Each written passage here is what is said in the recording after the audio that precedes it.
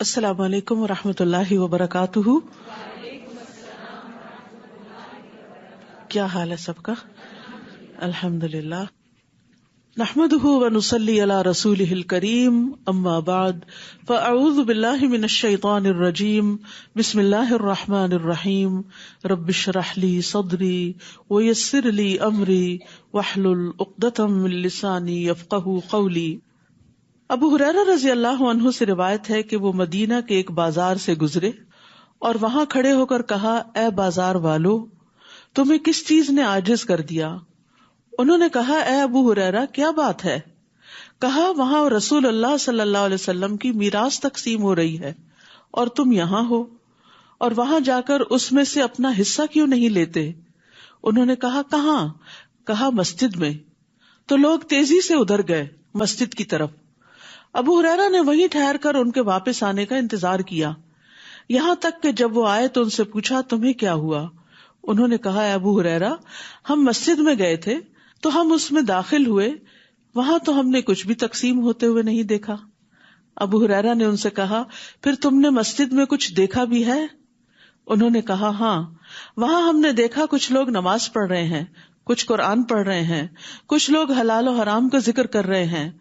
ابو ہریرہ نے کہا، تمہاری خرابی ہو، یہی تو محمد صلی اللہ علیہ وسلم کی میراث ہے، یعنی قرآن کا پڑھنا اور پھر حلال و حرام کو جاننا. تو اللہ سبحانہ وتعالیٰ سے دعا ہے کہ ہمیں انبیاء کے اور خاص طور پر نبی صلی اللہ علیہ وسلم کے اس ورثے میں وافر حصہ عطا فرمائے. چھٹا پارہ. اعوذ باللہ من الشیطان الرجیم. بسم اللہ الرحمن الرحیم. لا يحب اللہ الجہر بالسوء من القول الا من ظلم وکان اللہ سمیعا علیما. ان تبدوا خیرا او تخفوه او تعفوا عن سوء فإن اللہ کان عفوا قدیرا. شروع کرتی ہوں اللہ کے نام سے جو بے انتہا مہربان نہایت رحم فرمانے والا ہے. لا يحب اللہ الجہر بالسوء من القول الا من ظلم وکان اللہ سمیعا علیما. اللہ بری بات کے ساتھ آواز بلند کرنے کو پسند نہیں کرتا مگر جس پر ظلم کیا گیا ہو، اور اللہ خوب سننے والا، خوب جاننے والا ہے.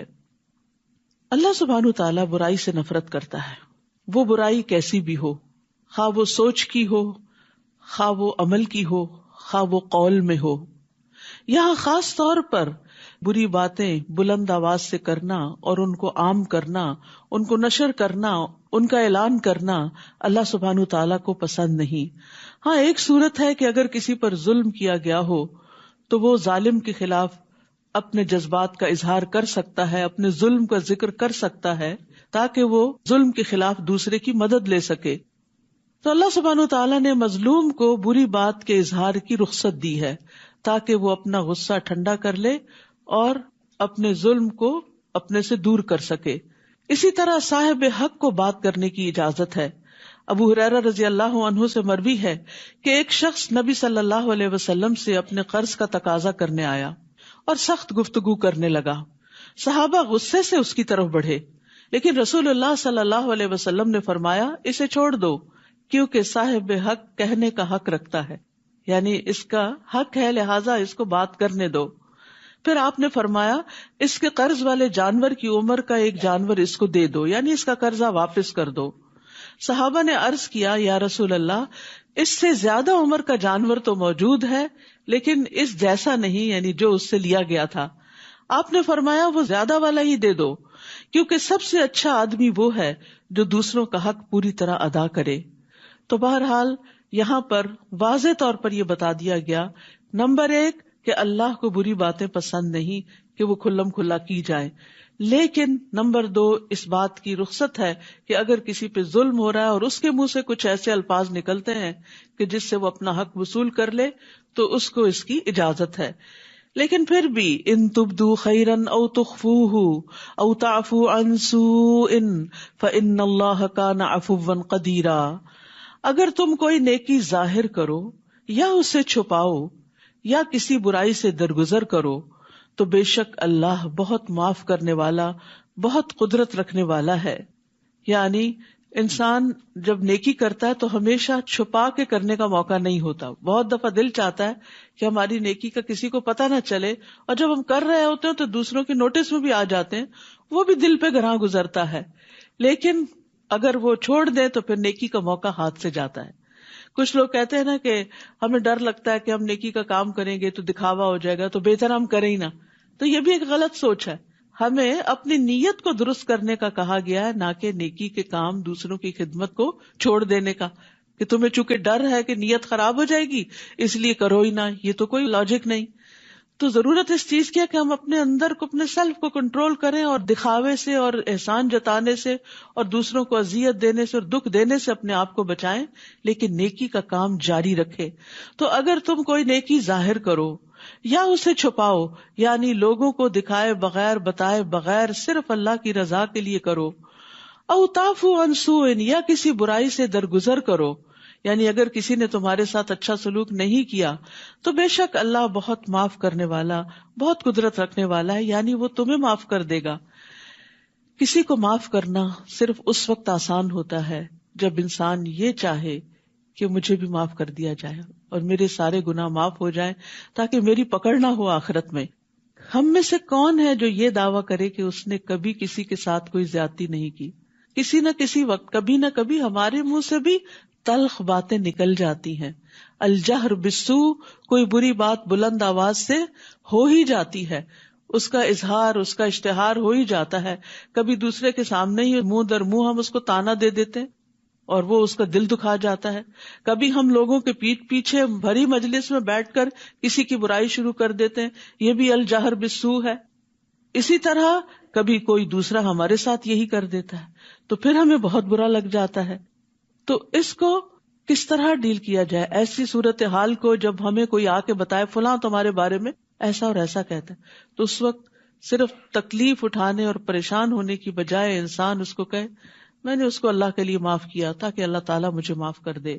تو اگر تم دوسروں سے درگزر کرو گے تو اللہ بھی بہت معاف کرنے والا ہے. قرآن مجید میں سورۃ النور میں ایک بہت خوبصورت واقعہ آتا ہے حضرت ابوبکر صدیق سے متعلق، کہ جب انہوں نے حضرت عائشہ پہ لگنے والے الزام کی وجہ سے اپنے قریبی رشتہ دار کا وظیفہ بند کرنے کا سوچا تو اللہ سبحانہ وتعالیٰ نے ان کو معاف کرنے کے لیے کہا اور ساتھ ہی فرمایا الا تحبون ان یغفر اللہ لکم، کیا تم پسند نہیں کرتے کہ اللہ تمہیں معاف کر دے؟ تو ہم میں سے کون ہے جو یہ نہیں چاہتا کہ اس کے گناہ معاف ہو جائیں؟ اور اگر ہم چاہتے ہیں کہ ہمارے گناہ معاف ہو جائیں تو صرف استغفر اللہ کرنے سے بات نہیں بنے گی.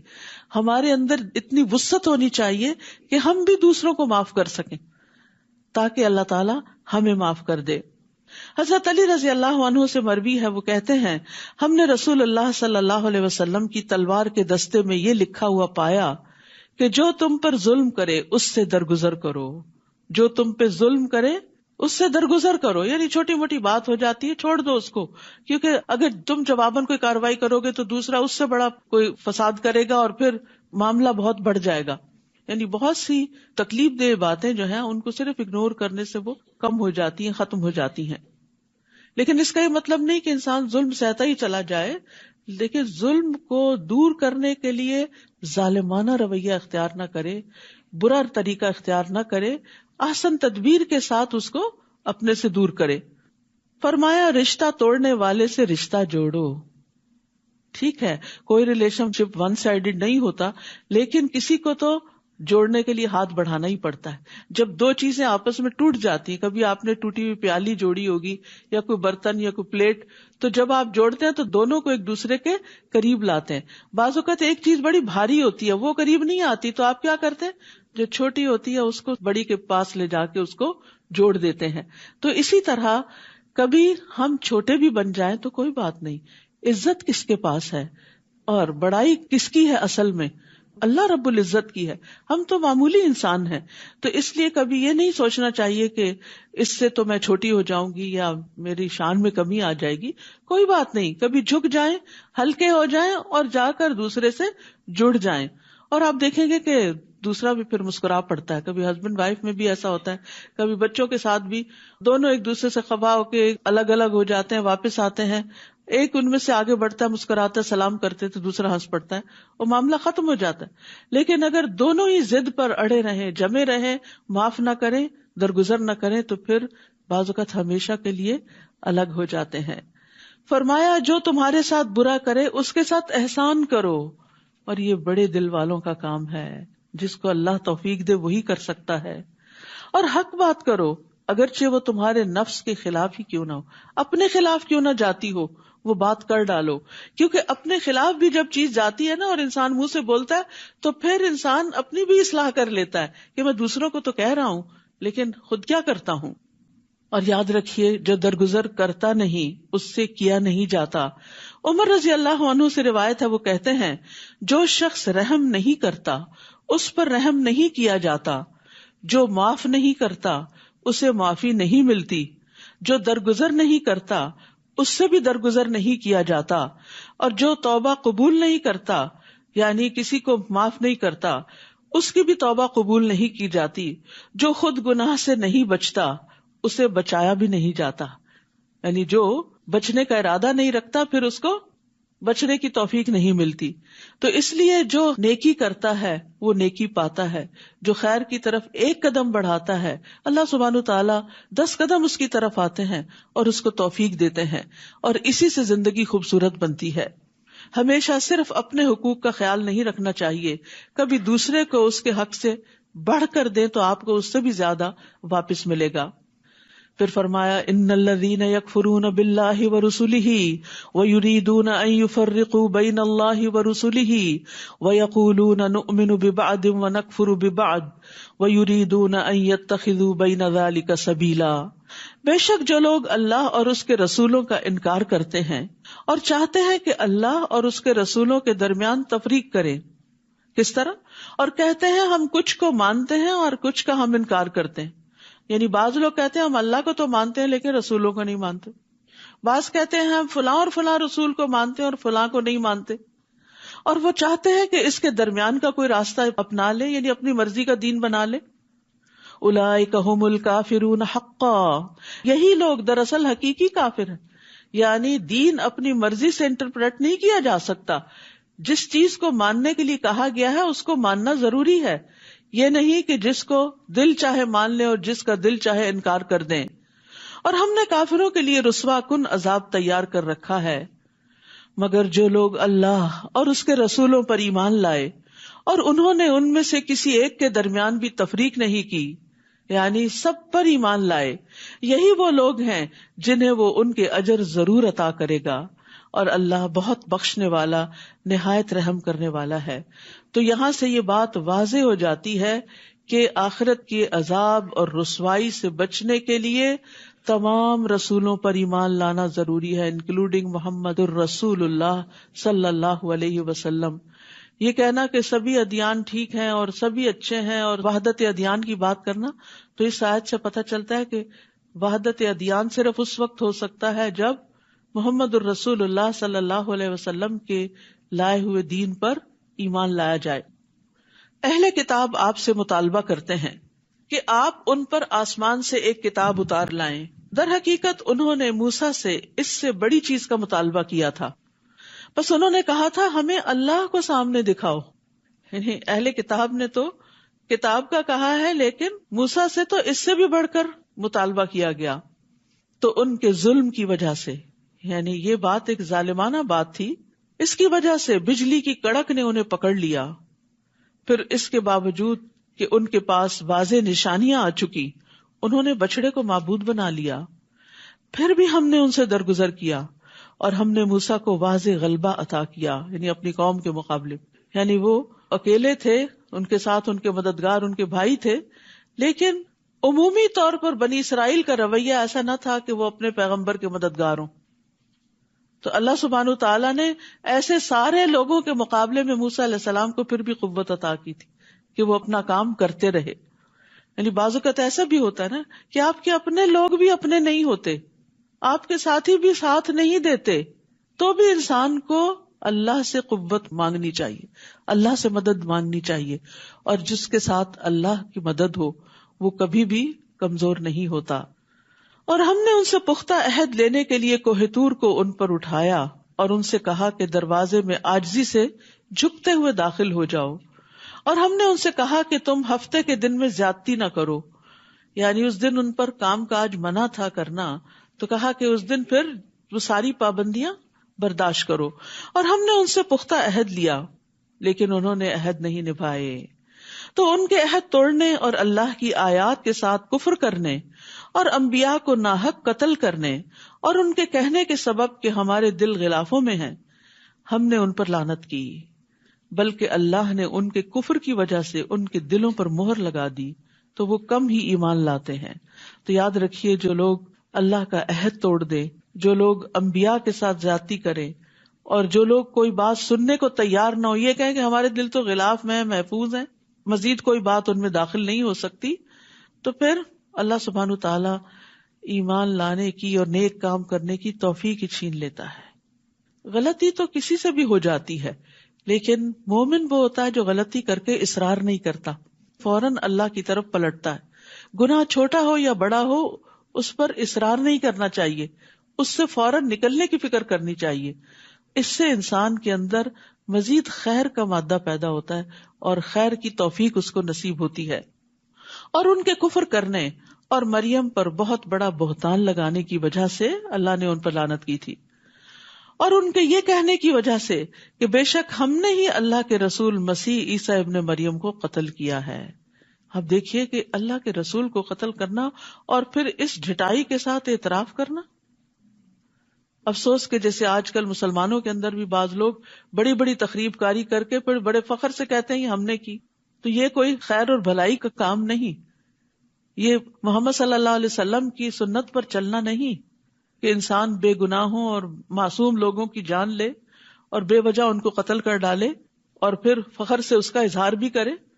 تو بنی اسرائیل نے بھی اسی قسم کے فخر کا اظہار کیا. تو اللہ سبحانہ تعالیٰ فرماتے ہیں حالانکہ انہوں نے اسے قتل نہیں کیا اور نہ اسے سولی پر چڑھایا، بلکہ یہ معاملہ ان پر مشتبہ بنا دیا گیا تھا. روایات میں یہ آتا ہے کہ جب عیسیٰ علیہ السلام کو بنی اسرائیل کی سازشوں کا علم ہوا اور پتہ چلا کہ اب آخری وقت آ گیا ہے، یہ مجھے مار ہی ڈالیں گے، تو انہوں نے اپنے حواریوں میں سے جو 12 یا 17 بتائے جاتے ہیں کہا کہ کون میری جگہ قتل ہونے کو تیار ہے کہ اللہ تعالیٰ میری صورت اس پہ ڈال دے گا. تو ایک حواری تیار ہوا اور عیسیٰ علیہ السلام کو اللہ تعالیٰ نے آسمان پہ اٹھا لیا اور وہ شخص عیسیٰ علیہ السلام کی شکل میں پکڑا گیا اور مارا گیا. تو اسی لیے اللہ تعالیٰ فرماتے ہیں بلکہ معاملہ ان پہ مشتبہ بنا دیا گیا. لیکن یہ بات قرآن کی روح سے یقینی ہے کہ عیسیٰ علیہ السلام کو نہ قتل کیا گیا تھا نہ سولی پہ چڑھایا گیا تھا. دوسری جگہ پر آتا ہے بل رفعہ اللہ الیہ، اللہ نے اس کو اپنی طرف اٹھا لیا. اور یہاں فرمایا بلکہ یہ معاملہ ان پر مشتبہ بنا دیا گیا تھا، اور بے شک جنہوں نے اس میں اختلاف کیا ہے یقیناً وہ اس کے بارے میں شک میں پڑے ہوئے ہیں. وہ خود بھی تسلی میں نہیں ہے کہ معاملہ کیا ہوا. انہیں اس کے بارے میں کوئی علم نہیں سوائے گمان کی پیروی کرنے کے، اور انہوں نے اسے یقینی طور پر قتل نہیں کیا بلکہ اللہ نے اسے اپنی طرف اٹھا لیا.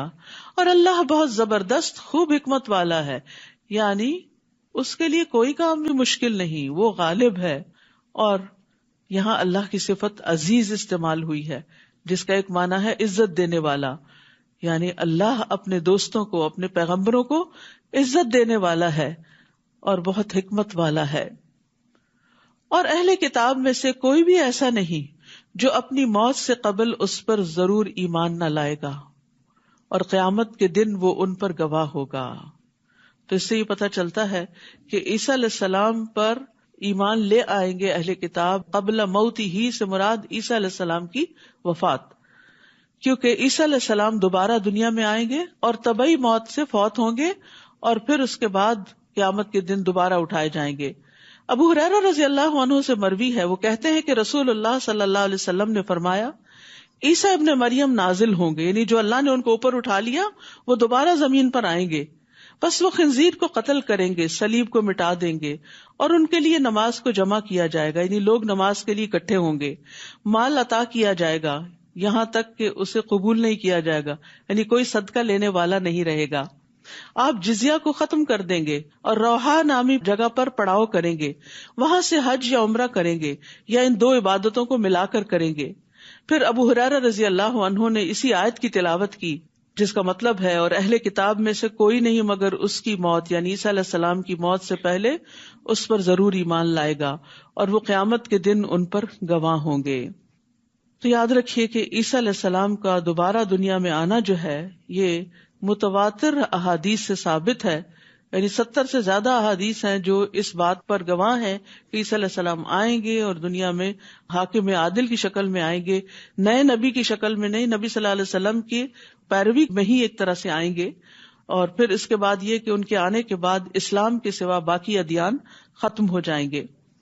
ابو ہریرہ سے روایت ہے کہ نبی صلی اللہ علیہ وسلم نے فرمایا میرے اور عیسیٰ علیہ السلام کے درمیان کوئی نبی نہیں ہے اور یقیناً وہ اترنے والے ہیں، جب تم انہیں دیکھو گے تو پہچان لو گے، وہ درمیانی قامت والے ہیں، ان کا رنگ سرخ و سفید ہوگا، وہ ہلکے زرد رنگ کے لباس میں ہوں گے، ایسے محسوس ہوگا جیسے ان کے سر سے پانی ٹپک رہا ہو، حالانکہ نمی نہیں ہوگی، پانی نہیں ہوگا، یعنی بہت ڈیٹیلز بتائی گئی ہیں، عیسیٰ علیہ السلام کی ڈسکرپشن دی گئی ہے کہ وہ کیسے دکھائی دیں گے، یعنی بہت نظیف اور چمکدار اور خوبصورت۔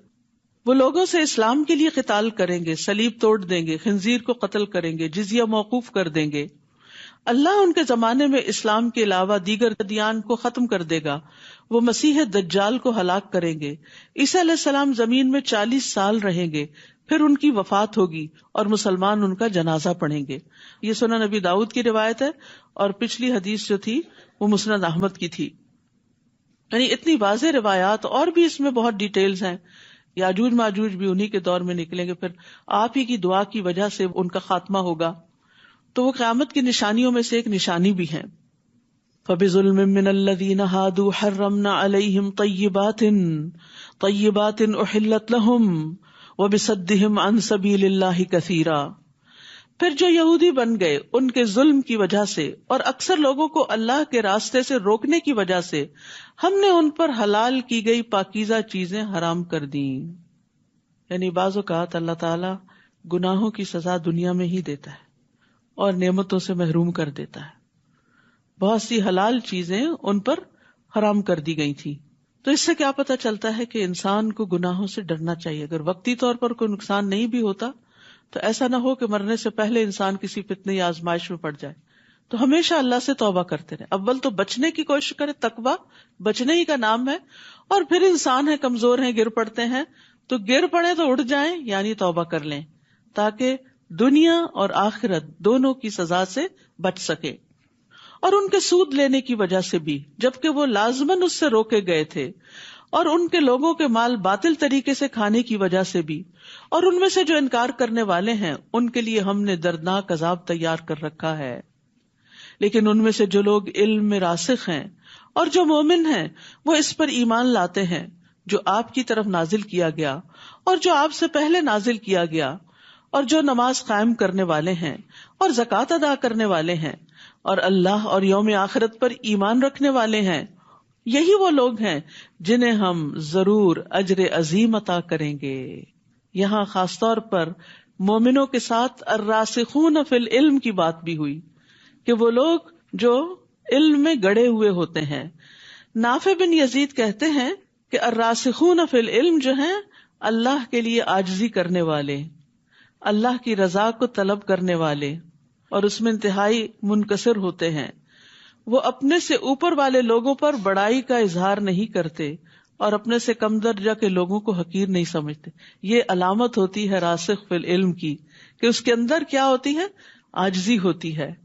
اللہ کی رضا کو طلب کرنے کے لیے اپنی بڑائی کا اظہار نہیں کرتے، چھوٹی سے چھوٹی نیکی کرنے کو بھی تیار ہو جاتے ہیں۔ اور پھر جو اپنے سے بڑے ہوتے ہیں ان پر بڑائی کا اظہار نہیں کرتے کہ ہم تمہیں کچھ نہیں سمجھتے، بلکہ ان کی عزت کرتے ہیں، اور جو چھوٹے ہوتے ہیں ان کو حقیر نہیں سمجھتے. ایک اور قول ہے کہ الراسخ فی العلم وہ ہوتا ہے جس میں 4 چیزیں پائی جائیں. اس کے اور اللہ کے درمیان تقوی ہوتا ہے، اس کے اور مخلوقات کے درمیان عاجزی اور انکساری ہوتی ہے، اس کے اور دنیا کے درمیان بے رغبتی ہوتی ہے، دنیا کی لالچ نہیں ہوتی اس کے اندر، اس کے اور اس کے نفس کے درمیان مجاہدہ پایا جاتا ہے، یعنی وہ اپنے نفس کے ساتھ جہاد کرتا رہتا ہے، اپنے نفس کو کوستا رہتا ہے، اس کی اصلاح کرتا رہتا ہے، تزکیہ کرتا رہتا ہے.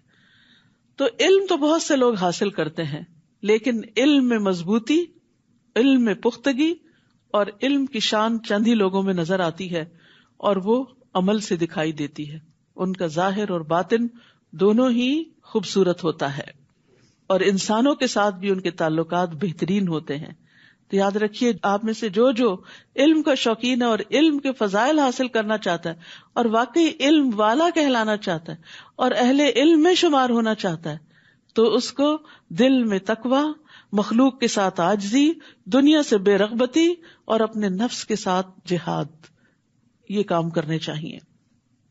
انا اوحینا الیک کما اوحینا الی نوح والنبیین من بعدہ، بے شک ہم نے آپ کی طرف وحی کی جس طرح ہم نے نوح اور اس کے بعد دیگر انبیاء پر وحی کی، اور ہم نے ابراہیم، اسماعیل، اسحاق، یعقوب اور اولاد یعقوب، عیسیٰ، ایوب، یونس، ہارون اور سلیمان علیہم السلام کی طرف وحی کی، اور ہم نے داؤد کو زبور عطا کی، اور اس سے پہلے ہم نے کئی رسولوں کا آپ پر ذکر کیا، اور کتنے ہی رسول ہیں جن کا ہم نے آپ پر ذکر ہی نہیں کیا. جسے پہلے بھی میں نے عرض کیا تھا نا کہ انبیاء کی تعداد جو ہے وہ 1,00,000، بعض روایات میں 24 ہے، بعض میں 14 ہے، بعض میں 4 ہے، لیکن رسول جو ہے وہ 304 ہیں، اور اس میں سے 5 جو ہیں وہ اولو العزم ہیں. تو ہمیں تو زیادہ زیادہ 25 لوگوں کے نام پتہ چلتے ہیں قرآن مجید سے، کچھ بائبل کی روایات وغیرہ سے پتہ چلتے ہیں، کیونکہ قرآن مجید میں آتا ہے وَإِم مِّن قَرْيَةٍ إِلَّا خَلَا فِيهَا نَذِيرٌ، کوئی بستی ایسی نہیں کہ جس میں کوئی نہ کوئی ڈرانے والا نہ آیا ہو، خبردار کرنے والا نہ آیا ہو. تو محمد صلی اللہ علیہ وسلم تک بے شمار رسول آئے ہیں جن کا ذکر قرآن میں نہیں ملتا. اور اللہ نے موسیٰ سے کلام کیا جیسا کلام کیا جاتا ہے، جیسے بات کی جاتی ہے اس طرح بات کی. یہ رسول خوشخبری دینے والے اور ڈرانے والے تھے، بیلنسڈ اپروچ، دونوں ہی چیزیں، صرف امید نہیں خوف بھی، ایمان ان دونوں چیزوں کے بیچ میں ہوتا ہے، تاکہ رسولوں کے بعد لوگوں کے لیے اللہ پر کوئی حجت باقی نہ رہے کہ اللہ نے ہماری ہدایت کا انتظام نہیں کیا. اور اللہ بہت زبردست خوب حکمت والا ہے. لیکن اللہ گواہی دیتا ہے کہ جو اس نے آپ کی طرف نازل کیا اسے اپنے علم کے ساتھ نازل کیا. سبحان اللہ، جو کچھ آپ پڑھ رہے ہیں یہ اللہ کا علم ہے. اس قرآن کے علاوہ جتنی کتابیں آپ پڑھتے ہیں وہ بندوں کا علم ہوتا ہے، سوائے حدیث کے جو وحی الہی پر مبنی ہوتی ہے، کیونکہ اللہ سبحانہ تعالیٰ نے رسول اللہ صلی اللہ علیہ وسلم کو وہ باتیں سکھائیں، وَعَلَّمَكَ مَا لَمْ تَكُنْ تَعْلَمْ. لیکن باقی دنیا کے علوم بندوں کے ہیں، ان کا سورس دنیا ہے. لیکن افسوس یہ کہ ان علوم کی طرف ہم شوق سے متوجہ ہوتے ہیں، دن رات ان پہ لگا دیتے ہیں، مال و دولت، جان مال خرچ کرتے ہیں، لیکن قرآن کے مطالعے اور قرآن کی گہرائی میں اترنے کے لیے ہم بس تھوڑا بہت ہی اپنے لیے کافی سمجھتے ہیں. تو عقل مند ہے وہ جو اللہ کے علم سے فائدہ اٹھائے اور اس کی روشنی میں اپنی زندگی بسر کرے. اور فرشتے بھی گواہی دیتے ہیں، اللہ بھی گواہی دیتا ہے اور فرشتے بھی گواہی دیتے ہیں، اور کافی ہے اللہ گواہ کہ یہ قرآن یا وحی جو ہے نبی صلی اللہ علیہ وسلم کی طرف وہ اللہ کا علم ہے.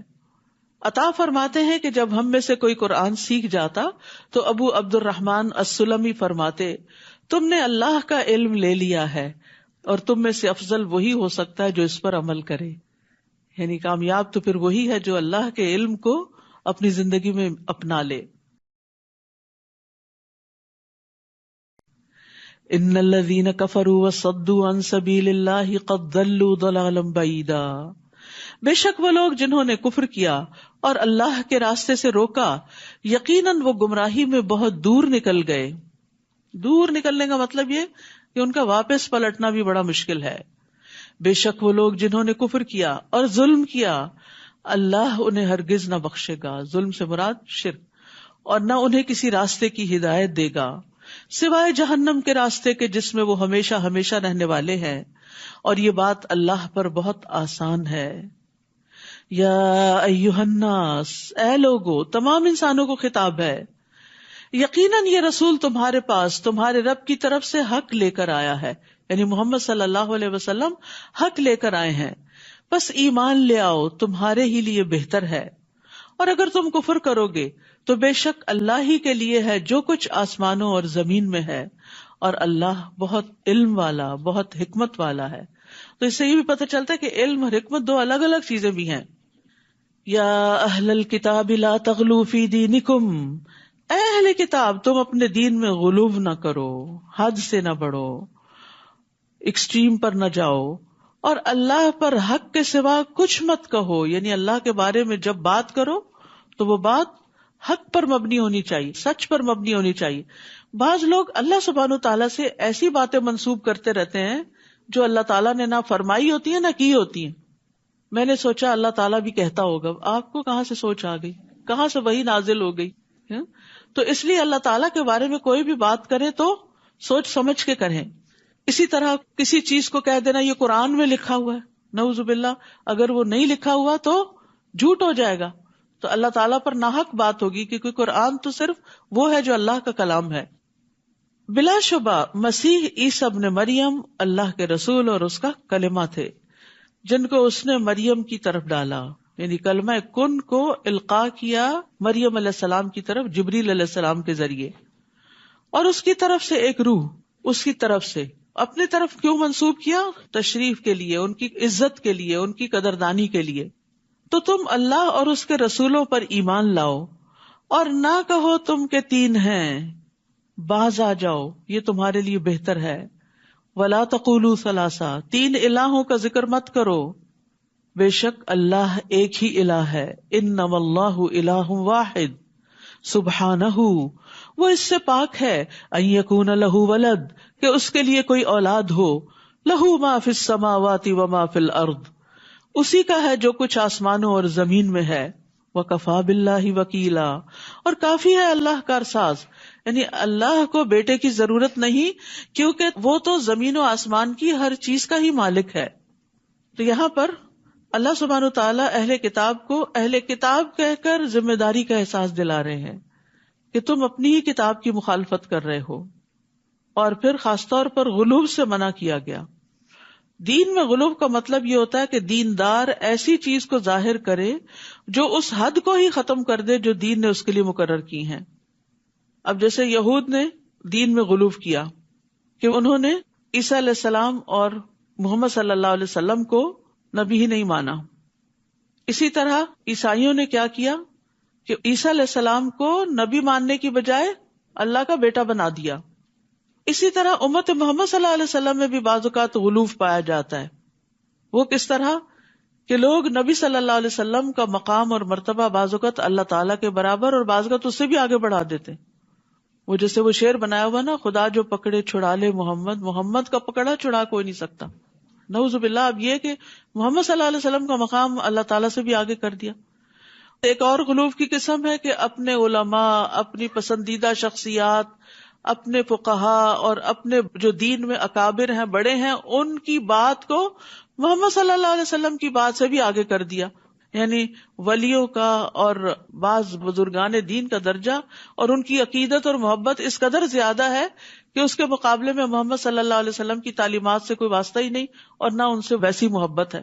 تو یہ ساری غلو کی قسمیں ہیں۔ شخصیت پرستی بھی اسی میں آ جاتی کہ کسی انسان کی بات کو اتنی امپورٹنس دینا کہ اللہ اور اس کے رسول کی بات ہی بھول جائے۔ تو رسول اللہ صلی اللہ علیہ وسلم نے فرمایا، اے لوگو، تم پر تقوی اختیار کرنا لازم ہے، کہیں ایسا نہ ہو کہ شیطان تمہیں اغوا کر لے۔ میں محمد بن عبداللہ ہوں، اللہ کا بندہ اور اس کا رسول ہوں۔ اللہ کی قسم میں نہیں چاہتا کہ تم لوگ مجھے میرے اس مقام سے بلند کر دو جو اللہ عز و جل نے میرے لیے مقرر کیا ہے۔ تو کسی کو بھی اس کے مقام سے بلند نہیں کرنا چاہیے، جو جس کا مقام ہے اس کو وہیں رکھنا چاہیے، یعنی ہر صاحب حق کو اس کا حق ملنا چاہیے، نہ اس کو بڑھانا چاہیے اور نہ گھٹانا چاہیے۔ مسیح ہرگز آر محسوس نہیں کرتے کہ وہ اللہ کا بندہ ہوں، اور نہ ہی مقرب فرشتے، اور جو کوئی اس کی عبادت سے آر محسوس کرے اور تکبر کرے تو وہ ضرور ان سب کو اپنی طرف اکٹھا کرے گا. یعنی عیسیٰ علیہ السلام اس بات میں آر محسوس نہیں کرتے کہ وہ اللہ کے بندے ہوں. انہوں نے کبھی بھی اپنے آپ کو اللہ کا بیٹا نہیں کہا، وہ اللہ کا بندہ ہی کہتے تھے اور اللہ کے آگے جھکنے والے تھے، اس کی فرما برداری کرنے والے تھے. اور یاد رکھیے کسی کو بھی یہ حق نہیں کہ اللہ کی عبادت سے آر محسوس کرے. یعنی دین کے کسی حکم پر عمل کرتے ہوئے اسے کوئی آر ہو کہ نہیں اس سے میری شان میں کمی آ جائے گی، لوگ کیا کہیں گے. جیسے بعض گیدرنگز میں نماز پڑھنے میں لوگ آر محسوس کرتے ہیں، نہیں میں تو اللہ کا بندہ ہوں، اللہ کے آگے جھک رہا ہوں. سمپل سی بات ہے، اس میں ڈرنے کی تو کوئی بات ہی نہیں، نہ کسی کو اوفینڈ کرنے کی کوئی بات ہے. میرے نماز پڑھنے سے کوئی اوفینڈ کیوں ہوتا ہے؟ میں کسی کو تو کوئی نقصان نہیں دے رہی، میں تو اپنے رب کے ساتھ وفاداری کا اظہار کر رہی ہوں اور اس کے آگے جھک رہی ہوں. رسول اللہ صلی اللہ علیہ وسلم نے فرمایا ایمان والے عاجزی کرنے والے اور نرم ہوتے ہیں، اس مانوس اونٹ کی طرح کہ اگر اس کو چلایا جائے تو وہ چلتا ہے، اگر اس کو پیچھے سے ہانکا جائے تو بھی چلتا ہے، اگر تو اسے چٹان پر بٹھا دے تو وہ بیٹھ جاتا ہے. ان میں کوئی اکڑ نہیں ہوتی، انا نہیں ہوتی، حق بات کو سن کر اس کو قبول کر لیتے ہیں، اس کو سمجھ جاتے ہیں، اس کے مطابق عمل کر لیتے ہیں. یہ ہے مومن کی شان. لیکن افسوس یہ کہ بعض اوقات ہم دین کا کام کرتے ہوئے بھی ایسی انا کا شکار ہو جاتے ہیں کہ اپنے غلط موقف سے بھی ہٹنے کو تیار نہیں ہوتے. تو اس لیے مومن کے اندر جو نمایاں خوبی ہے، ابتدا پارے سے لے کے اب تک جو بات ہوئی ہے، وہ کیا ہے کہ راسخون فی العلم کے اندر بھی عاجزی ہوتی ہے. فَأَمَّا الَّذِينَ آمَنُوا وَعَمِلُوا الصَّالِحَاتِ فَيُوَفِّيهِمْ أُجُورَهُمْ وَيَزِيدُهُمْ مِنْ فَضْلِهِ. تو رہے وہ لوگ جو ایمان لائے اور انہوں نے نیک عمل کیے تو وہ انہیں ان کے اجر پورے پورے دے گا. جو محنت کرو گے محنت کا صلہ مل جائے گا، کچھ بھی ضائع نہیں ہوگا. اور صرف محنت کا صلہ یا اجرت ہی نہیں ملے گی بلکہ اپنے فضل سے زیادہ بھی دے گا، ایکسٹرا دے گا. اور یہی اللہ کی شان ہے. بندہ اپنی حیثیت میں کام کرتا ہے اور اللہ رب العزت اپنی شان کے مطابق دیتا ہے. تو اللہ سبحانہ وتعالیٰ آپ کی بھی ان ساری کوششوں کو اپنی شان کے مطابق قبول کرے. کیونکہ بندوں کے لیے جب کوئی بندہ کام کرتا ہے تو بندے اس کا حق ادا نہیں کر سکتے، لیکن جو بندوں کی غلامی سے نکل کر صرف اللہ کی رضا کے لیے کوئی کام کرتا ہے تو اللہ سبحانہ وتعالیٰ اس سے راضی ہو جاتا ہے اور اس کی قدر بڑھا دیتا ہے. اور رہے وہ لوگ جنہوں نے عبادت سے آر محسوس کی اور انہوں نے تکبر کیا تو وہ انہیں دردناک عذاب دے گا اور وہ اپنے لیے اللہ کے سوا کوئی حمایتی اور مددگار نہ پائیں گے. یا ایھا الناس، اے لوگو، تحقیق تمہارے پاس تمہارے رب کی طرف سے ایک دلیل آ چکی ہے اور ہم نے تمہاری طرف ایک واضح نور نازل کیا ہے. یعنی اللہ کا رسول بھی آ چکا ہے اور قرآن بھی آ چکا ہے. اب کوئی حجت باقی نہیں رہی کہ انسان کہے کہ میرے پاس تو ہدایت حاصل کرنے کا ذریعہ ہی نہیں تھا. اگر ہم فائدہ نہ اٹھائیں، مثلاً کھانا رکھا ہوا ہو اور آپ نہ کھائیں اور بھوکے مر جائیں تو کس کو بلیم کریں گے؟ اپنے آپ ہی کو. تو حق واضح ہے، قرآن و سنت اصل خالص شکل میں موجود ہے، لہذا جو فائدہ اٹھانا چاہے وہ اٹھا سکتا ہے اور جو ان کے ہوتے ہوئے بھی بھوکا رہنا چاہے وہ اپنی جان پر ہی ظلم کرتا ہے. فَأَمَّا الَّذِينَ آمَنُوا بِاللَّهِ وَاعْتَصَمُوا بِهِ فَسَيُدْخِلُهُمْ فِي رَحْمَةٍ مِّنْهُ وَفَضْلٍ وَيَهْدِيهِمْ إِلَيْهِ صِرَاطًا مُسْتَقِيمًا. تو رہے وہ لوگ جو اللہ پر ایمان لائے اور انہوں نے اسے مضبوط پکڑا، یعنی اللہ کو اپنا سہارا بنا لیا ہر غم میں، ہر خوشی میں، ہر مشکل میں، تو وہ ضرور انہیں اپنی طرف سے رحمت میں اور فضل میں داخل کرے گا. یعنی جو اللہ پر ایمان لا کے اللہ کا سہارا پکڑیں، اللہ سے مدد مانگے، اللہ سے ہی دعائیں کریں، اللہ کے سپرد اپنے سارے معاملات کر دیں تو اللہ تعالیٰ ان پر اپنا فضل فرمائے گا اور انہیں اپنی طرف سیدھے رستے کی ہدایت دے گا. پھر ہے وہ آپ سے فتویٰ پوچھتے ہیں، کہہ دیجئے اللہ تمہیں کلالہ کے بارے میں فتویٰ دیتا ہے. کلالہ کہتے ہیں ایسی میت کو جس کے نہ پیرنٹس ہوں دنیا میں اس کے بعد اور نہ اولاد ہو، لیکن اس نے مال چھوڑا ہو، تو اب اس کا مال کون لے؟ عام طور پر تو وارث کون ہوتے ہیں؟ والدین اور اولاد ہوتی ہے، لیکن یہاں دونوں ہی نہیں ہیں. عمر بن خطاب رضی اللہ عنہ نے جمعے کے دن خطبہ دیا اور انہوں نے اللہ کے نبی صلی اللہ علیہ وسلم کا تذکرہ کیا اور ابو بکر کا تذکرہ کیا. پھر کہا میں اپنے بعد کوئی ایسی چیز نہیں چھوڑ رہا جو میرے ہاں کلالہ سے زیادہ اہم ہو. یعنی وہ اتنی امپورٹینس دیتے تھے ایسے کیسز کو، حالانکہ یہ ریئر کیسز ہوتے ہیں. میں نے رسول اللہ صلی اللہ علیہ وسلم سے کسی چیز کے بارے میں اتنی مراجعت نہیں کی، اتنی دفعہ سوال نہیں کیا جتنی کہ کلالہ کے بارے میں کی. اور آپ نے بھی مجھ سے کسی چیز کے بارے میں اتنی شدت اختیار نہیں فرمائی جتنی کلالہ کے بارے میں فرمائی، حتیٰ کہ آپ نے اپنی انگلی میرے سینے میں چبھوئی اور فرمایا، اے عمر، کیا تمہیں موسم گرما میں نازل ہونے والی آیت کافی نہیں جو سورۃ النساء کے آخر میں ہے، یعنی جس سے مسئلہ واضح ہو جاتا ہے. اور میں یعنی عمر اگر زندہ رہا تو اس کے بارے میں ایسا واضح فیصلہ کروں گا کہ جس سے ایسا شخص بھی فیصلہ کر سکے گا جو قرآن پڑھتا اور سمجھتا ہے اور جو نہیں بھی پڑھتا اور سمجھتا. تو بہرحال اللہ سبحانہ تعالیٰ نے سوال کا جواب خود ہی دے دیا. کیا ہے؟ اگر کوئی ایسا مرد مر جائے، میل، جس کی کوئی اولاد نہ ہو اور اس کی ایک بہن ہو، یعنی اولاد اور والدین دونوں نہ ہو اور بہن ہو بس، تو اس کے لیے ترکے کا آدھا حصہ ہے، بہن کو آدھا مل جائے گا. اور وہ اس بہن کا وارث ہوگا اگر اس بہن کی کوئی اولاد نہ ہو. یعنی اسی طرح بہن کی بھی اولاد نہیں اور وہ مر گئی، یہ بھائی ہے تو وہ کیا ہے؟ اس کے ترکے کا وارث ہو جائے گا. پھر اگر وہ 2 بہنیں ہوں تو ان دونوں کے لیے اس بھائی کے ترکے میں سے 2/3 حصہ ہے، 2/3 ہے. اور اگر وہ کئی بھائی بہن مرد اور عورتیں ہوں تو مرد کے لیے 2 عورتوں کی مانند حصہ ہے. اللہ تمہارے لیے احکام واضح کرتا ہے تاکہ تم گمراہ نہ ہو جاؤ، اور اللہ ہر چیز کو خوب جاننے والا ہے. سورۃ المائدہ. سورۃ المائدہ مدنی سورت ہے، آخری دور میں نازل ہوئی. اس کا کوئی حکم بھی منسوخ نہیں ہے.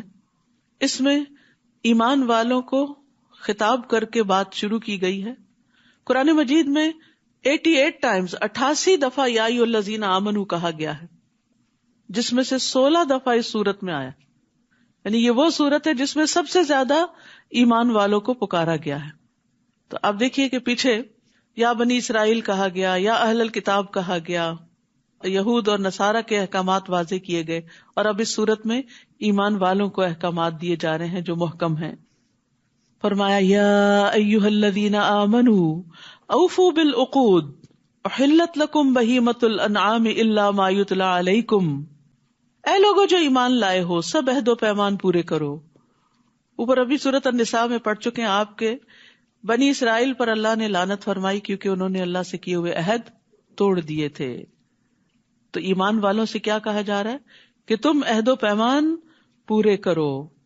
تمہارے لیے مویشی چوپائے حلال کیے گئے ہیں سوائے ان کے جو تم پر پڑھے جائیں گے، اور جب تم حالت احرام میں ہو تو شکار کو حلال نہ سمجھو، بے شک اللہ جو چاہتا ہے فیصلہ کرتا ہے.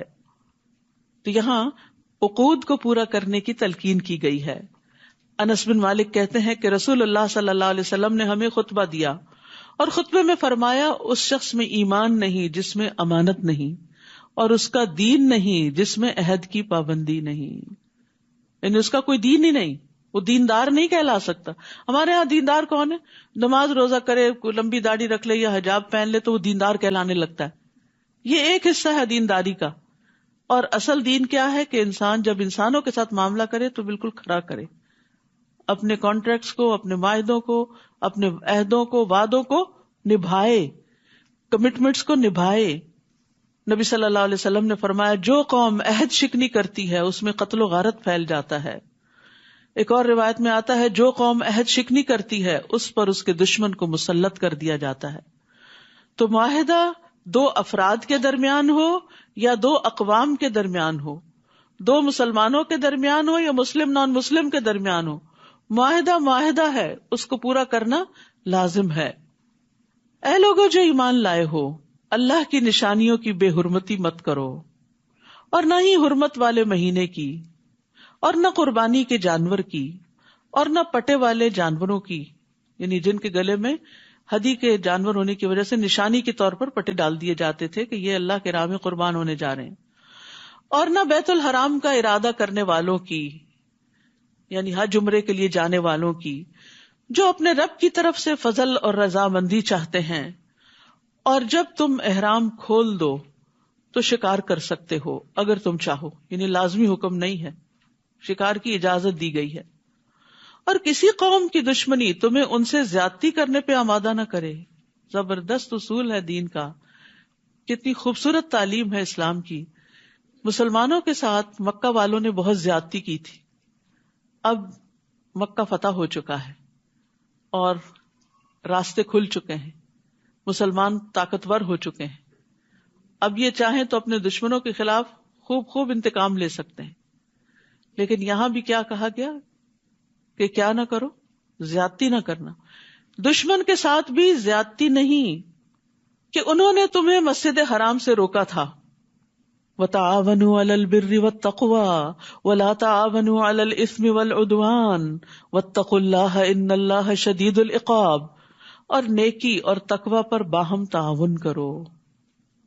بر جو ہے ہر طرح کی نیکی کو شامل ہے، جس میں ایمان، عقائد، عبادات، اخلاقیات، معاملات سب کچھ شامل ہے. تو نیکی کے کاموں میں ایک دوسرے کی مدد کرو، اور گناہ اور زیادتی پر ایک دوسرے کی مدد نہ کرو، اور تقوی پر بھی تعاون کرو. تو تقوی جو ہے وہ گناہوں سے بچنے کا نام ہے جب بر کے مقابلے میں ہے. بر نیکی کمانا اور تقوی گناہوں سے بچنا. دین دو طرح سے مکمل ہوتا ہے، یعنی ایک طرف انسان اچھے کام کرے اور دوسری طرف غلط کام چھوڑ دے. تو ان دونوں کے لیے ایک دوسرے کی مدد کرو، لیکن زیادتی، ظلم کے معاملے میں ایک دوسرے کی مدد نہ کرو، اور اللہ سے ڈرو، بے شک اللہ سخت سزا والا ہے. تو یہ ایک عام وصیت ہے جو اہل ایمان کو کی جا رہی ہے. نیکی کے کام میں تعاون کی دعوت دی جا رہی ہے. اس کی وجہ یہ ہے کہ بعض اوقات کچھ نیکی کے کام ایسے ہوتے ہیں جو آپ اکیلے ہی کر لیتے ہیں، لیکن کچھ نیکی کے کام ایسے ہیں کہ جن کو دوسروں کی مدد کے بغیر نہیں کیا جا سکتا. مثلا چھوٹے پیمانے پر آپ کسی غریب مسکین کی اپنے ذاتی مال میں سے مدد کر رہے ہیں، کسی کے بچے کی فیس دے رہے ہیں، کسی کے گھر کا کرایہ دے رہے ہیں، کسی کا کچھ کر رہے ہیں، یعنی آپ کی جیب اجازت دیتی ہے کہ آپ خود ہی کر لیں. لیکن بعض پروجیکٹس ایسے ہوتے ہیں کہ جس میں ایک بندہ سب کچھ نہیں کر سکتا، اس میں دوسروں کو بھی ساتھ شریک کرنا ہوتا ہے. تو پھر دوسروں کو اعتماد کرنا چاہیے کہ جو شخص ہمیں خیر کی طرف بلا رہا ہے اس کا کوئی اپنا ذاتی مطلب نہیں، کیونکہ ہم بعض اوقات خود کر کے خوش رہتے ہیں لیکن مل کے کام نہیں کرتے. یاد رکھیے، ایک اکیلا دو 11. جو کام اجتماعی طور پہ کیے جاتے ہیں، مل کے کیے جاتے ہیں، اکٹھے ہو کے کیے جاتے ہیں، ان کی خیر و برکت بہت زیادہ ہوتی. وہاں سے نہریں اور دریا جاری ہو جاتے ہیں اور بے شمار اللہ کی مخلوق اس سے فائدہ اٹھاتی. تو یہاں اسی لیے نیکی کے کاموں اور تقوی کے کاموں میں ایک دوسرے سے تعاون کرنے کی بات کی گئی. نیکی کی مختلف اقسام ہوتی ہیں. ابو موسیٰ سے روایت ہے، کہتے ہیں کہ نبی صلی اللہ علیہ وسلم نے فرمایا، ہر مسلمان پر صدقہ واجب ہے. لوگوں نے عرض کیا، اگر کوئی نہ کر سکا تو؟ آپ نے فرمایا، اپنے ہاتھ سے کام کرے، اس سے اپنی ذات کو نفع پہنچائے اور صدقہ کرے. یعنی اگر نہیں کچھ دینے کے لیے تو کام کرو، کچھ کماؤ اور پھر صدقہ کرو. یہ کہنا کافی نہیں کہ ہمارے پاس تو کچھ ہے ہی نہیں، کچھ نہ کچھ ارن کرو. لوگوں نے پوچھا، اگر اس کی استطاعت نہ رکھتا ہو، کوئی بوڑھا ہے، بیمار ہے، کمزور ہے، یا کہا کہ ایسا نہ کر سکا تو؟ آپ نے فرمایا، کسی حاجت مند پریشان حال کی مدد کرے، یعنی کسی کا دل بہلائے. لوگوں نے عرض کیا، اگر یہ بھی نہ کر سکے، بول ہی نہیں سکتا یا اس میں سوچ سمجھ ہی نہیں اتنی، آپ نے فرمایا خیر کا حکم دیا کرے، یا فرمایا اچھی باتوں کا حکم دیا کرے. لوگوں نے عرض کیا، اگر یہ بھی نہ ہو سکے تو آپ نے فرمایا بری باتوں سے رکا کرے. یہ بھی صدقہ ہے. تقوی بری باتوں سے رکنا بھی ہے. ٹھیک ہے. اور یاد رکھیے کہ جب انسان نیکی کی طرف دوسروں کی رہنمائی کرتا ہے، ان کو کسی پروجیکٹ میں شریک کرتا ہے، تو جتنے لوگ شریک ہوتے ہیں ان سب کا اجر بھی اس کو مل جاتا ہے. نبی صلی اللہ علیہ وسلم نے فرمایا، جس نے بھلائی کا رستہ دکھایا تو اسے اتنا ہی اجر ملتا ہے جتنا کہ اس کے کرنے والے کو ملتا ہے. اور دو چیزوں سے روکا بھی گیا، وَلَا تَعَاوَنُوا عَلَى الْإِثْمِ وَالْعُدْوَانِ، گناہ اور زیادتی اور دشمنی اور عدوان میں کسی کی مدد نہ کی جائے، بلکہ ان کو ظلم سے روکا جائے. نبی صلی اللہ علیہ وسلم نے فرمایا، جو شخص کسی ناحق مقدمے میں کسی کی مدد کرے، یعنی کوئی وکیل ایسا کیس لے لے کہ ظالم کی مدد کر رہا ہے، وہ تب تک اللہ کی ناراضگی میں رہتا ہے جب تک اسے چھوڑ نہ دے. تو اس پیشے کو بہت سوچ سمجھ کے اختیار کرنا چاہیے کہ صرف جینوئن کیس ہی لے انسان، غلط لوگوں کی مدد نہ کرے، قاتل کی مدد نہ کرے، چور کی مدد نہ کرے، ظالم کی مدد نہ کرے.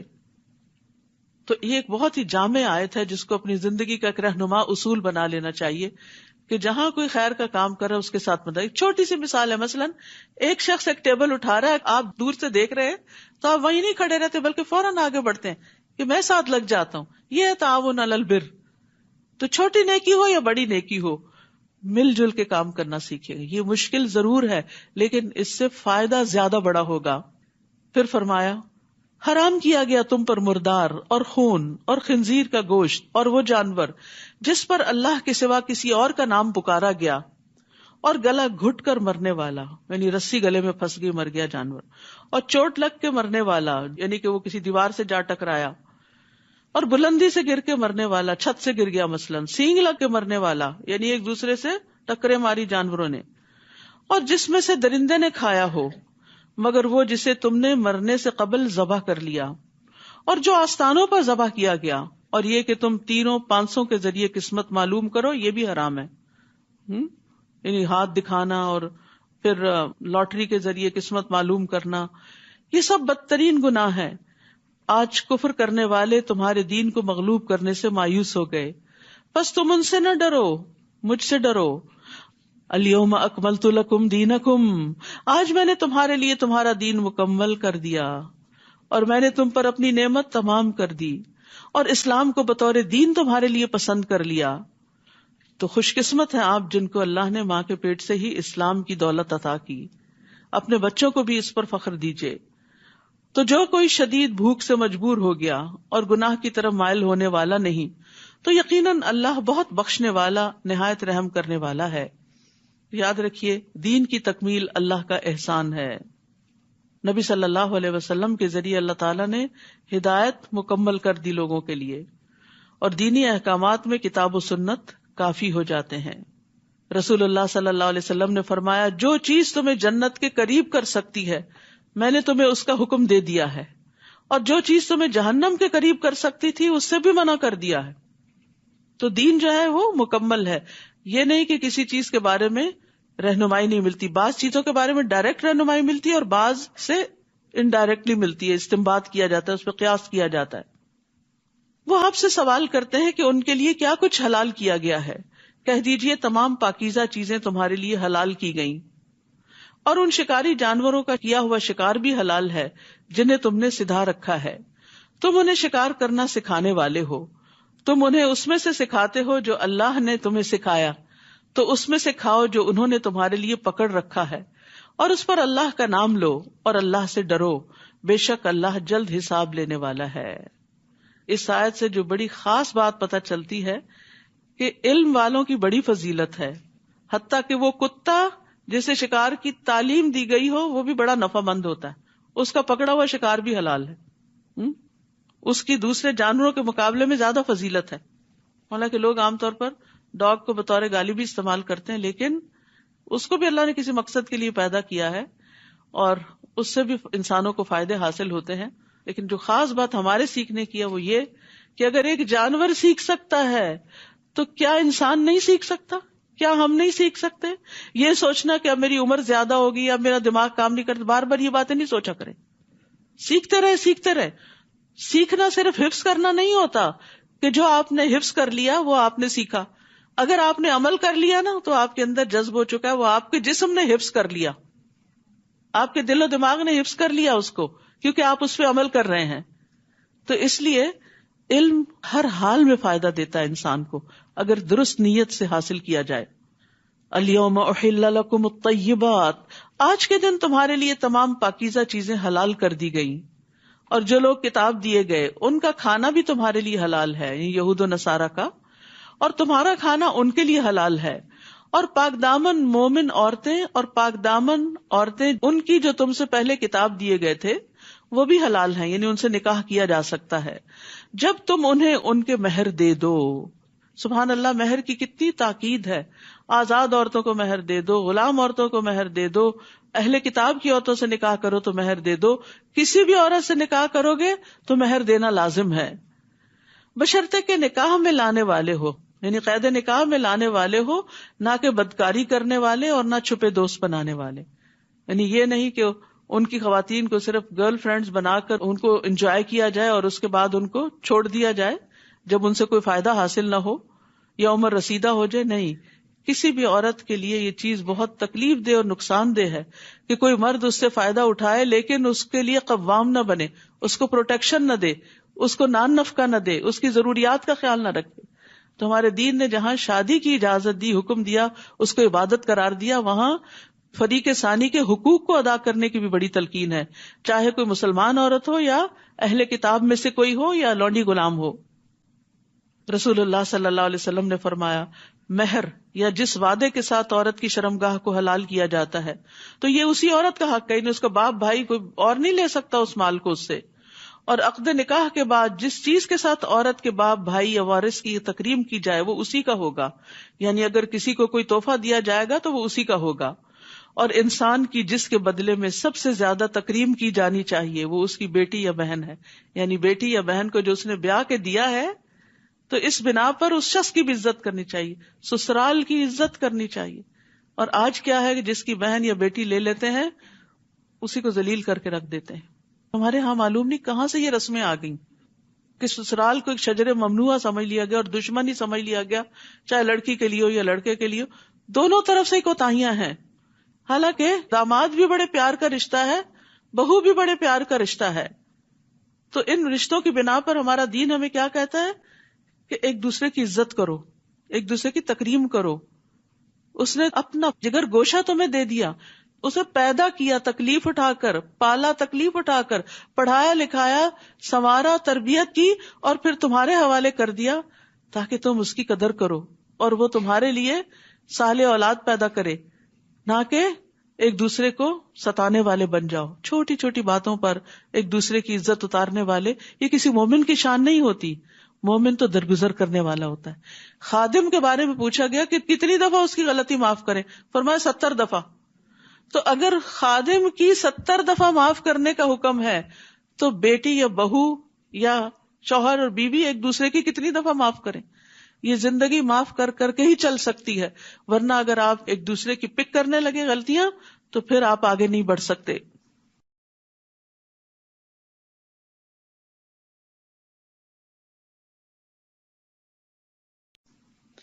اے لوگو جو ایمان لائے ہو، جب تم نماز کے لیے کھڑے ہو تو اپنے چہروں اور اپنے ہاتھوں کو کوہنیوں تک دھو لو اور اپنے سروں کا مسح کر لو اور اپنے پاؤں کو ٹخنوں تک دھو لو. یہ وضو کا طریقہ بتایا گیا ہے. اور اگر تم حالت جنابت میں ہو تو خوب پاک ہو جاؤ. اور اگر تم بیمار ہو یا کسی سفر پر ہو یا تم میں سے کوئی قضائے حاجت سے واپس آیا ہو یا تم نے عورتوں سے ملاپ کیا ہو، پھر پانی نہ پاؤ تو پاک مٹی سے تیمم کر لو، پھر اس سے اپنے چہروں اور اپنے ہاتھوں کا مسح کرو. اللہ تم پر کوئی تنگی نہیں کرنا چاہتا، یعنی پاکیزگی کا حکم دے کے مشکل میں نہیں ڈالا، لیکن وہ چاہتا ہے کہ تمہیں پاک کر دے. سبحان اللہ، اللہ اپنے بندوں کو پاک کرنا چاہتا ہے اور تم پر اپنی نعمت کو تمام کر دے تاکہ تم شکر ادا کرو. تو اللہ سبحانہ وتعالی کا مکمل انعام یہ ہے کہ اللہ وضو کے ذریعے گناہوں کو معاف کرتا ہے، اور اچھی طرح وضو کرنا نصف ایمان ہے. وضو ظاہری نجاست کو بھی دور کرنے کا ذریعہ اور باطن کی گندگی بھی دور ہوتی. جب انسان نہا لیتا ہے نا تو بہت سے ردی خیالات اس سے چلے جاتے ہیں، اور اسی طرح دن میں 5 دفعہ اپنے آزاد ہوتا ہے تو بہت سی نیگیٹو تھنکنگ سے آزاد ہو جاتا ہے. کیونکہ ہاتھ دھوتا ہے تو ہاتھوں سے گناہ دھل گئے، ناک دھوتا ہے تو ناک کے، کلی کرتا ہے زبان کے، چہرے کے، پاؤں کے، پھر مسح کرتا ہے، اور اس طرح انسان پھر سے فریش ہو جاتا ہے، اس کے پچھلے گناہ معاف، اور اللہ کی عبادت کر کے وہ ہلکا ہو جاتا ہے.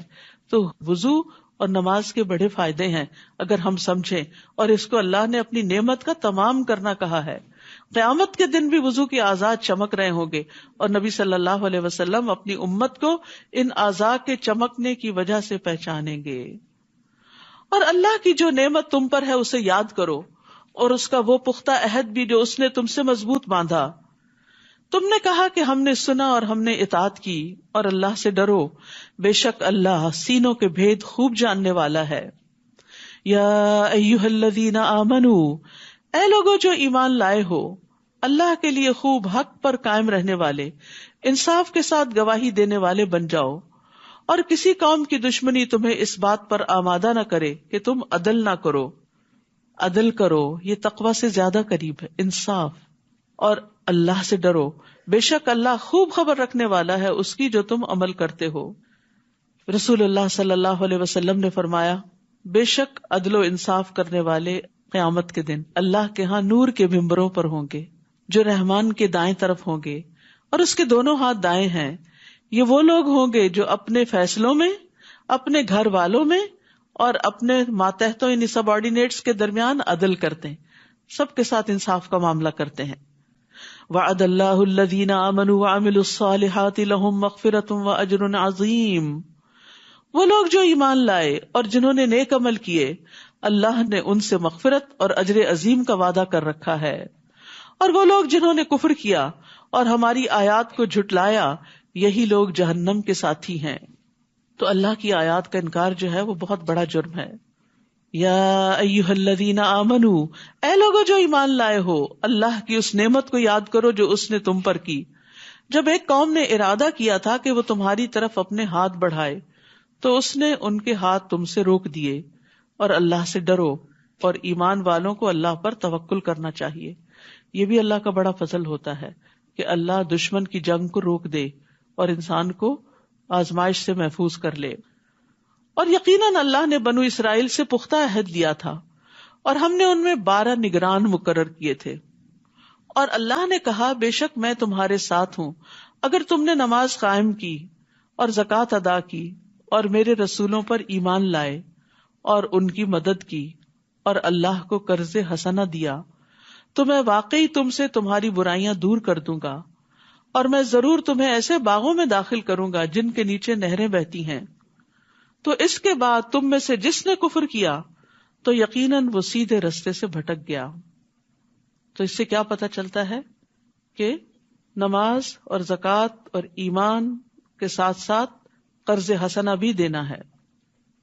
فَبِمَا نَقْضِهِمْ مِيثَاقَهُمْ، لیکن انہوں نے یہ عہد توڑ دیا. تو ان کے پختہ عہد کو توڑنے کی وجہ سے ہم نے ان پر لعنت کی.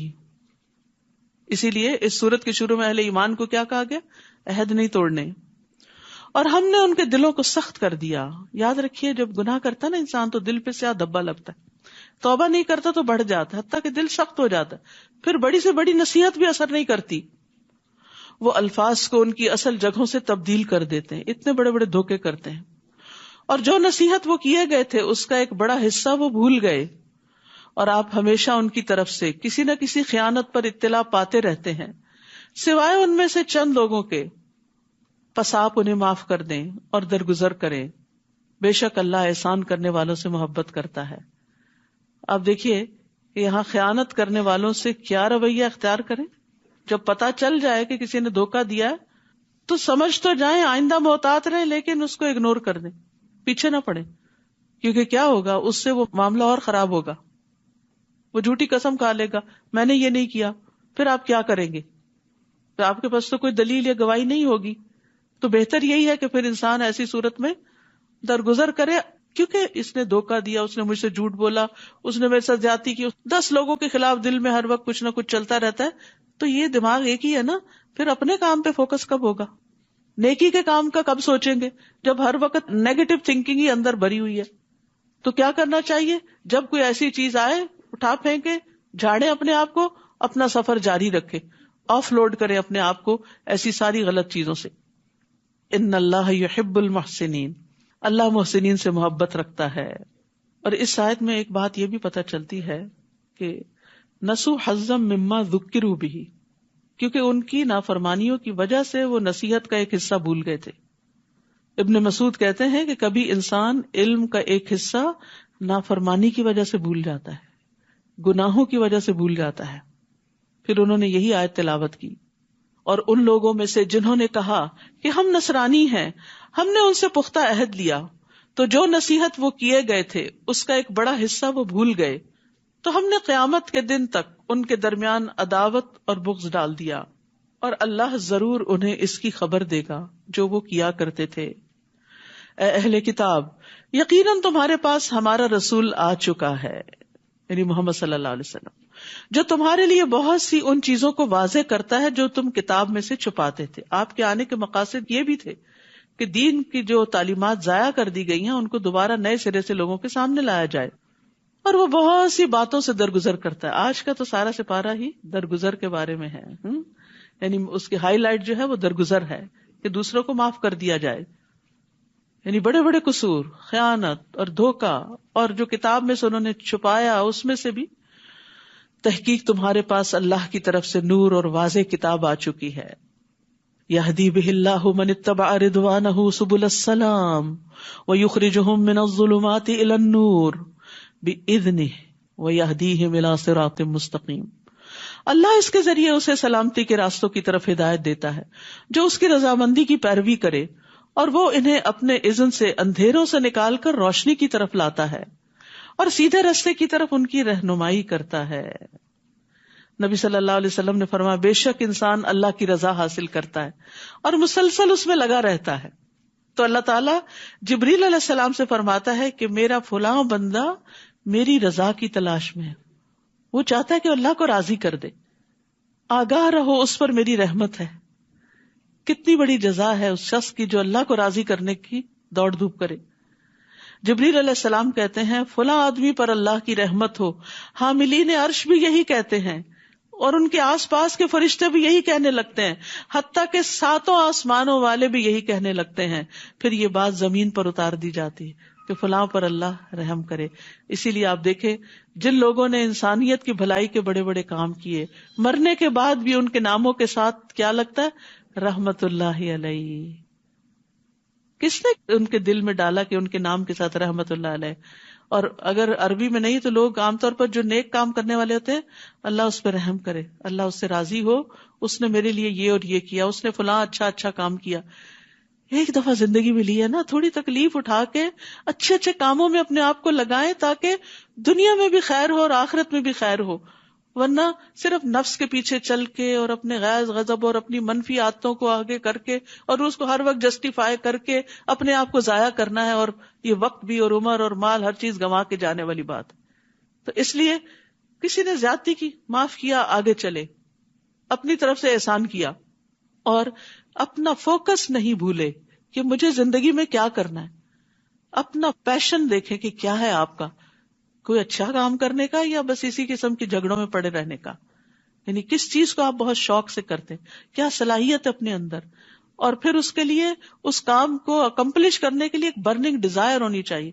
یہ برننگ ڈیزائر ہر فضول چیز کو جلا دیتی ہے، ختم کر دیتی ہے اور انسان کو روشنی دکھاتی ہے اور صحیح رستے پہ رہتا ہے انسان. پھر نیکی اور خیر اور تقوی کے کاموں میں اپنے آپ کو لگائیں، اور اس کے لیے بہترین کام ہے دین کو سیکھنا، سکھانا، لوگوں کو اس طرف لانا، ان کی جگہوں تک پہنچ کر ان کی مدد کرنا، کسی نہ کسی طرح رہنمائی کریں، ان کو کنیکٹ کرتے جائیں اللہ سے. آگے کام وہ خود کریں گے، آپ کا کام صرف کنیکٹ کرنا، خیر کی بات بتائیں. جیسے بھی ان کو آپ اس چیز کی طرف لا سکیں تو ساری بھلائی آپ ہی کے لیے لکھی جائے گی. پھر فرمایا لقد کفر الذین قالوا ان اللہ هو المسیح ابن مریم. یقیناً ان لوگوں نے کفر کیا جنہوں نے کہا کہ بے شک اللہ وہی مسیح ابن مریم ہے، یعنی مسیح علیہ السلام کو الہ کا درجہ دے دیا. کہہ دیجئے تو کون اللہ کے آگے کسی چیز کا اختیار رکھتا ہے اگر اس نے ارادہ کر لیا کہ وہ مسیح ابن مریم کو اور اس کی ماں اور جو بھی زمین میں ہے سب کو ہلاک کر دے. اور اللہ ہی کے لیے ہے بادشاہت آسمانوں اور زمین کی اور جو کچھ ان دونوں کے درمیان ہے. وہ جو چاہتا ہے پیدا کرتا ہے، اللہ ہر چیز پر خوب قدرت رکھنے والا ہے. یعنی اللہ نے عیسیٰ علیہ السلام کو بن باپ کے پیدا کیا تو وہ ایسا کر سکتا ہے. اس کا یہ مطلب نہیں کہ وہ خود اس کا باپ ہے، نعوذ باللہ، ایسا کچھ نہیں ہے. اور ان کی معجزانہ ولادت کا یہ مطلب بھی نہیں کہ اللہ نے ان کو معبود بنا دیا کہ تم ان کی عبادت کرنے لگو یا ان کے بارے میں غلو کرو، حد سے بڑھ جاؤ ان کی عقیدت میں. اور یہود و نصارہ نے کہا کہ ہم اللہ کے بیٹے اور اس کے محبوب ہیں. کہہ دیجئے پھر وہ کیوں تمہیں تمہارے گناہوں کی وجہ سے عذاب دیتا ہے، بلکہ تم ایک انسان ہو ان میں سے جنہیں اس نے پیدا کیا، یعنی تم بھی دوسرے انسانوں کی طرح انسان ہو. وہ جسے چاہے گا بخش دے گا اور جسے چاہے گا عذاب دے گا. بہت ڈرنے والی بات ہے. تو جو مومن ہوتا ہے وہ کبھی اللہ کے عذاب سے بے خوف نہیں ہوتا، وہ فکر کرتا رہتا ہے، وہ اپنی نیکیوں کو بڑی چیز نہیں سمجھتا. اور اللہ ہی کے لیے ہے بادشاہت آسمانوں اور زمین کی اور جو ان دونوں کے درمیان ہے، اور اسی کی طرف لوٹنا ہے. تو یاد رکھیے، اللہ کی محبت محض تمنا کرنے سے نہیں ملتی، بلکہ ان کاموں سے ملتی ہے جنہیں وہ پسند کرتا ہے. اے اہل کتاب، تحقیق تمہارے پاس رسولوں کی آمد کے ایک وقفے کے بعد ہمارا رسول آ گیا ہے جو تمہارے لیے حق واضح کرتا ہے، تاکہ تم یہ نہ کہو کہ ہمارے پاس کوئی خوشخبری دینے والا اور ڈرانے والا نہیں آیا. تو یقیناً تمہارے پاس خوشخبری دینے والا اور ڈرانے والا آ چکا ہے، اور اللہ ہر چیز پر خوب قدرت رکھنے والا ہے. اور جب موسیٰ علیہ السلام نے اپنی قوم سے کہا، اے میری قوم، اللہ کی نعمت کو یاد کرو جو اس نے تم پر کی، جب اس نے تم میں انبیاء بھیجے اور تمہیں بادشاہ بنایا، اور اس نے تمہیں وہ دیا جو جہان والوں میں سے کسی کو نہیں دیا. تو اللہ سبحانہ وتعالیٰ نے یہاں نعمتوں کو یاد کرنے کی بات کی ہے. یاد رکھیے، جب انسان نعمتوں کو یاد کرتا ہے تو اس کے اندر ایک نشاط پیدا ہوتی، خوشی پیدا ہوتی ہے، ایک جذبہ پیدا ہوتا ہے، اور پھر وہ اچھے اچھے کاموں کی طرف دوڑ پڑتا ہے. اور جو انسان الٹ سوچتا ہے کہ میرے پاس تو کچھ ہے ہی نہیں، میں کیا کروں، اور دوسروں سے خود کو کمپیئر کرتا رہتا ہے، اس کے پاس تو گاڑی ہے، میرے پاس تو گاڑی نہیں، میں تو کچھ کر نہیں سکتا، اس کا تو اپنا گھر ہے، میرا تو ہے نہیں، تو اس لیے مجھے تو اسی کے لیے بس کام کرنا ہے. صرف یہی کے گھر بنا کے دوسروں کے لیے نہ چھوڑ جائیں، اپنا آخرت کا گھر بنانے کی بھی فکر کریں، اور کچھ بھی ہو اپنے وقت میں سے کچھ نہ کچھ حصہ اللہ کی رضا حاصل کرنے کے لیے ضرور استعمال کریں. اے میری قوم، اس ارض مقدس میں داخل ہو جاؤ جو اللہ نے تمہارے لیے لکھ دی ہے، اور تم اپنی پشتوں پر نہ پھر جانا، ورنہ تم خسارہ پانے والے ہو کر پلٹو گے. آپ یاد ہے نا کہ یعقوب علیہ السلام اپنے بچوں سمیت یوسف علیہ السلام کے پاس مصر چلے گئے تھے. پھر عرصہ دراز تک بنی اسرائیل کے لوگ وہاں پر رہے حتیٰ کہ فرعون نے ان کو غلام بنا لیا. پھر اللہ سبحانہ وتعالیٰ نے فرعون کی غلامی سے موسیٰ علیہ السلام کی قیادت میں ان کو آزاد کیا، نجات ملی. تو اب حکم کیا ہوا کہ تم اپنی اصل زمین پہ واپس جاؤ، یعنی بیت المقدس میں. لیکن وہاں ان کی عدم موجودگی میں اور قوموں نے قبضہ کر لیا تھا. تو اب یہ کہنے لگے، قالوا یا موسیٰ ان فیہا قوما جبارین، انہوں نے کہا، اے موسیٰ، اس میں بڑے جابر لوگوں کی قوم ہے، اور بے شک ہم اس میں ہرگز داخل نہ ہوں گے یہاں تک کہ وہ اس سے نکل جائیں. وہ چلے جائیں تو ہم جائیں گے، پھر اگر وہ اس سے نکل جائیں تو یقیناً ہم داخل ہونے والے. ہم نے کوئی نہیں محنت کرنی، کام کرنا، ہم سے نہیں نکالے جاتے وہ. اور جو لوگ نافرمانی سے ڈرتے تھے ان میں سے 2 آدمیوں نے جن پر اللہ نے انعام کیا تھا، وہ کہنے لگے، تم ان پر دروازے سے داخل ہو جاؤ، پھر جب تم اس میں داخل ہو جاؤ گے تو یقیناً تم ہی غالب آ جاؤ. کہتے ہیں نا کہ جو دروازہ کھٹکھٹائے اس کے لیے دروازہ کھول دیا جاتا ہے.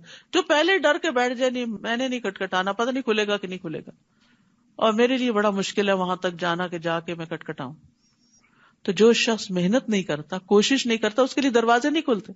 یہ بڑا اہم اصول یہاں پر بتایا گیا ہے کہ دروازے میں داخل ہو جاؤ، جب داخل ہو جاؤ گے تو غالب آ جاؤ گے. بہت باتیں مت سوچو، کام شروع کر دو. جب شروع کر دو گے تو اللہ تعالیٰ منزل تک بھی پہنچا دے گا، جو چاہتے ہو مل جائے گا. لیکن پہلے سے اگر انسان منفی سوچے یہ پروجیکٹ میں شروع کروں کہ نہ، یہ کلاس میں جوائن کروں کہ نہ، یہ خیر کا کام پتہ نہیں کوئی میری مدد کرے گا یا نہیں، کوئی ساتھ دے گا کہ نہیں شروع تو کرو. کہتے نا کہ تنہائی چلا تھا میں اور پھر قافلہ بنتا گیا. یعنی بعض اوقات اکیلا ایک انسان انیشیٹو لیتا ہے کسی ایک کام کو کرنے کا، کوئی ایک انسان مشورہ دے دیتا ہے کسی کام کو کرنے کا، اور پھر کیا ہوتا ہے جب وہ آگے چل پڑتا ہے تو بہت سارے لوگ اس قافلے میں شریک ہو جاتے ہیں. تو اس لیے نیکی کے کام میں دور سے بیٹھ کے ڈرتے نہیں رہنا چاہیے، پتہ نہیں ہوگا کہ نہیں ہوگا. نہیں ہوگا جب تم کرو گے. اللہ پر بھروسہ رکھو اگر تم مومن ہو. فَتَوَكَّلُوا إِن كُنتُم مُؤْمِنِينَ، ایمان کا تقاضا اللہ پر توکل کرو، ہمت کرو، آگے بڑھو. پھر بھی انہوں نے ہمت نہیں پکڑی. انہوں نے کہا، موسیٰ بے شک ہم ہرگز کبھی بھی اس میں داخل نہ ہوں گے جب تک وہ اس میں رہیں گے. ہم نے نہیں جانا، ہمیں ڈر لگتا ہے. لہٰذا جاؤ تم اور تمہارا رب دونوں جنگ کرو، بے شک ہم تو یہیں بیٹھنے والے ہیں. سبحان اللہ. بنی اسرائیل نے اپنے پیغمبر کو یہ جواب دی، اور انصار نے کیا جواب دیا تھا کہ آپ ہمیں کہیں گے سمندر میں کود پڑو تو ہم آپ کے ساتھ ہیں، ہم سب کچھ قربان کرنے کو تیار ہیں. تو یہی فرق ہے بنی اسرائیل میں اور صحابہ کرام میں، اور پھر نتیجے کے اعتبار سے بھی یہی فرق ہوا کہ ایک امت کہاں پہنچ گئی. تو دین کے لیے ہمیشہ قربانیاں کرنی پڑتی ہیں. اور جو کرتے ہیں وہ کامیاب ہو جاتے ہیں. اس لیے اللہ کی خاطر کچھ قربان کرنے سے کبھی نہ گھبرائیں, اور یہ نہ کریں کہ صرف اللہ ہی کر دے اور کوئی اور کر دے تو پھر جب کوئی اور کر لے گا تو میں بھی شریک ہو جاؤں گا اس قافلے میں, پھر تو آپ بیک بینچرز ہیں, پیچھے رہ جانے والے ہیں. موسیٰ نے کہا, اے میرے رب, میں اپنی جان اور اپنے بھائی کے سوا کسی چیز کا مالک نہیں, بس تو ہمارے اور فاسق قوم کے درمیان جدائی ڈال دے. یعنی تنگ آ گئے تھے موسیٰ علیہ السلام اس قوم سے, کوئی بات مان کے نہیں دیتی تھی. اس سے صبر سیکھیے کہ کس طرح بار بار احکامات کو جھٹلانا, ٹال مٹول کرنا, مذاق میں اس کو اڑا دینا. اللہ نے کہا, بے شک وہ زمین ان پر 40 سال تک حرام کر دی گئی ہے, وہ زمین میں بھٹکتے پھریں گے, بس تم فاسق قوم پر افسوس مت کرو. تو گناہ کی وجہ سے نعمتوں کا زوال ہو جایا کرتا ہے. جب انسان خیر کے کام میں آگے نہیں بڑھتا تو محروم رہ جاتا ہے. وَاتْلُ عَلَيْهِمْ نَبَأَ ابْنَيْ آدَمَ بِالْحَقِّ, اور آپ انہیں آدم کے 2 بیٹوں کی خبر ٹھیک ٹھیک پڑھ سنائیں. جب ان دونوں نے قربانی کی تو ان میں سے ایک سے قربانی قبول کر لی گئی اور دوسرے سے قبول نہ کی گئی. اس نے کہا, میں ضرور تجھے قتل کر دوں گا. جیلس ہو گیا کہ تمہاری قربانی قبول ہوگی, میری کیوں نہیں ہوئی. پہلے نے کہا, اللہ تو صرف تقوی والوں سے ہی قبول کرتا ہے. نیک کام کس کے قبول ہوتے ہیں؟ جس کے دل میں خدا ترسی ہوتی ہے, تقوی ہوتا ہے. تقوی عمل میں بھی ہوتا ہے اور تقوی ارادوں میں بھی ہوتا ہے. تو اعمال میں تقوی اللہ کی رحمت ہوتی ہے. اگر تو نے مجھے قتل کرنے کے لیے میری طرف اپنا ہاتھ بڑھایا تو میں تمہیں قتل کرنے کے لیے تمہاری طرف اپنا ہاتھ نہیں بڑھاؤں گا, کیونکہ میں اللہ سے ڈرتا ہوں, میں زیادتی نہیں کروں گا جو رب ہے تمام جہانوں کا. بے شک میں تو چاہتا ہوں کہ تو میرے اور اپنے گناہ کے ساتھ پلٹے, پھر تو آگ کے ساتھیوں میں شامل ہو جائے, اور ظالموں کا یہی بدلہ ہے. یعنی اس کو ڈرایا آدم کا, یہ نہیں کہ بد دعا دے رہا کہ تم جہنم میں جاؤ, بلکہ دیکھو میں نہیں کروں گا, اگر تم نے کیا تو تمہارا یہ انجام ہو جائے گا. تو اس کے لیے اس کے نفس نے اپنے بھائی کو قتل کرنا آسان بنا دیا. استغفر اللہ. بعض اوقات بڑے بڑے گناہ اور بڑے بڑے جرائم انسان نفس کی تعویلوں سے اپنے لیے حلال کر لیتا ہے کہ یہ ٹھیک ہے, حالانکہ وہ سری واضح حرام ہوتا ہے. سو اس نے اسے قتل کر ڈالا, پھر وہ خسارہ پانے والوں میں شامل ہو گیا. بعد ازاں اللہ نے ایک کوا بھیجا جو زمین کھودنے لگا تاکہ وہ اسے دکھائے کہ وہ اپنے بھائی کی لاش کیسے چھپائے. کہنے لگا, ہائے افسوس مجھ پر, کیا میں اس سے بھی عاجز ہو گیا کہ میں اس کوے جیسا ہو جاؤں کہ اپنے بھائی کی لاش چھپا سکوں. تو وہ نادم ہونے والوں میں سے ہو گیا. ریگریٹس. تو یاد رکھیے, یہ ندامت انسان کو کھا جاتی ہے. یہ جو پچھتاوے ہوتے ہیں یہ انسان کو بیمار کر ڈالتے ہیں, خاص طور پر انسان کے اندر جیسے ہارمونل چینجز آ جاتی ہیں, امیونٹی لو ہو جاتی ہے, اور جو کام انسان آسانی سے کر سکتا ہے وہ اس کو بڑے مشکل کام لگنے لگتے ہیں. تو مختلف جو ریسرچز کی گئی ہیں اس میں یہ کہ لوگوں کو 2 طرح کے پچھتاوے ہوتے ہیں. ایک یہ کہ انہوں نے کوئی کام کرنا تھا اور نہیں کیا, اپرچونٹی کھو دی تو اس پر پچھتاوا, اور دوسرا کچھ نہیں کرنا چاہیے تھا اور انہوں نے غلط کر لیا. تو یاد رکھیے, پچھتاووں سے نکلیں, ریگریٹ سے باہر آئیں. جب ہم قرآن پڑھتے ہیں یا نیکی کا کوئی کام تو پھر ہم کہتے ہیں افسوس کہ میں نے یہ نہ کیا, کاش میں اس وقت کر لیتی جب میں ینگ تھی. کاش سے باہر نکلیں. جو وقت گزر گیا وہ واپس نہیں آنے کا. اب شروع کر دیں اور ریگریٹ سے نکلیں, کیونکہ پچھتاوے انسان کو نفسیاتی طور پہ بیمار کر دیتے ہیں. اس سے فائدہ کچھ حاصل ہونے والا نہیں. ضرورت اس بات کی ہے کہ آپ اپنے اس وقت کو یوٹیلائز کر لیں, آئندہ کے لیے منصوبہ بندی کریں. یہی وجہ ہے کہ ہم نے بنی اسرائیل پر فرض کر دیا کہ جس نے کسی جان کو کسی جان کے بدلے کے بغیر قتل کیا یا زمین میں فساد کے بغیر قتل کیا تو گویا اس نے تمام انسانوں کو قتل کر دیا, اور جس نے اس کی زندگی بچائی تو گویا اس نے تمام انسانوں کی زندگی بچائی. ایک جان بچانا گویا سارے انسانوں کو بچانا, اتنا بڑا ثواب ہے. البتہ تحقیق ان کے پاس ہمارے رسول واضح نشانیاں لے کر آئے, پھر بھی اس کے بعد بہت سے لوگ البتہ زمین میں زیادتی کرنے والے ہیں. بے شک وہ لوگ جو اللہ اور اس کے رسول سے جنگ کرتے ہیں اور زمین میں فساد کے لیے دوڑ دھوپ کرتے ہیں, ان کا بدلہ یہی ہے کہ وہ قتل کر دیے جائیں یا سولی چڑھا دیے جائیں یا ان کے ہاتھ اور پاؤں مخالف سمت سے کاٹ دیے جائیں یا اس سرزمین سے نکال دیے جائیں. یہ ان کے لیے دنیا میں رسوائی ہے اور آخرت میں ان کے لیے بہت بڑا عذاب ہے. ہاں وہ لوگ اس سے مستثنا ہیں جو تمہارے ان پر قابو پانے سے پہلے ہی توبہ کر چکے, جیسے مکہ والوں میں سے بہت سے لوگوں نے اس دن اسلام قبول کر لیا آپ نے بھی ان کو معاف کر دیا. تو جان لو کہ اللہ بہت بخشنے والا نہایت رحم کرنے والا ہے. اے لوگو جو ایمان لائے ہو اللہ سے ڈرو اور اس کی طرف قرب کا وسیلہ تلاش کرو اور اس کی راہ میں جہاد کرو تاکہ تم فلاح پا جاؤ. یعنی اللہ کے قریب ہونے کے بہانے تلاش کرو، ذریعے تلاش کرو. وہ کیا ہے؟ نیکی کے کام. جیسے نماز قرب کا ذریعہ ہے. رسول اللہ صلی اللہ علیہ وسلم نے فرمایا اے کعب نماز قربت کا ذریعہ ہے، سجدہ قربت کا ذریعہ ہے. یعنی اگر وسیلہ تلاش کرنا ہے تو کسی اور انسان کو پکڑ کے بیچ میں نہیں لاؤ، نیکیوں کی کثرت کرو، اپنے نیک اعمال کا وسیلہ بناؤ. جیسے وہ غار میں پھنسنے والوں نے نیک اعمال کا وسیلہ بنا کر دعا کی تھی تو ان کی دعا قبول ہوئی اور وہ غار سے باہر آ گئے. قرآن سے تعلق اللہ کے قرب کا ذریعہ ہے. رسول اللہ صلی اللہ علیہ وسلم نے فرمایا بے شک کچھ لوگ اللہ والے ہیں. صحابہ نے عرض کیا اللہ کے رسول وہ کون ہیں؟ آپ نے فرمایا قرآن والے اہل اللہ اور اس کے خاص لوگ ہیں. اسی طرح رات کے آخری حصے میں بندہ اپنے رب سے بہت قریب ہوتا ہے. تہجد کا وقت، اگر تم اس وقت اللہ کا ذکر کرنے والوں میں سے ہو سکو تو ایسا کر لیا کرو. پھر فرمایا بے شک وہ لوگ جنہوں نے کفر کیا اگر ان کے لیے زمین میں جو کچھ ہے سارے کا سارا ہو اور اس کے ساتھ اتنا اور بھی ہو تاکہ وہ اس کے ذریعے قیامت کے دن عذاب سے بچنے کے لیے معاوضے میں دے دیں تو وہ ان سے قبول نہ کیا جائے گا اور ان کے لیے دردناک عذاب ہے. وہ چاہیں گے کہ آگ سے نکل جائیں لیکن وہ اس سے نکلنے والے نہیں، اور ان کے لیے قائم رہنے والا عذاب ہے. اور چور مرد اور چور عورت، پس ان دونوں کے ہاتھ کاٹ دو. یہ بدلہ ہے اس کا جو ان دونوں نے کمایا. اللہ کی طرف سے عبرتناک سزا ہے اور اللہ بہت زبردست خوب حکمت والا ہے. یعنی اللہ کی کوئی حکمت ہے کہ اتنی سخت سزا رکھی گئی تاکہ لوگوں کے مال محفوظ رہیں. یاد رکھیے ہماری شریعت میں جتنے بھی احکامات ہیں اس کے کچھ مقاصد ہیں، اور مقاصد شریعت کیا ہے کہ حسب نسب کی حفاظت کی جائے، اسی لیے زنا حرام کیا گیا. جان کی حفاظت قتل حرام کیا گیا.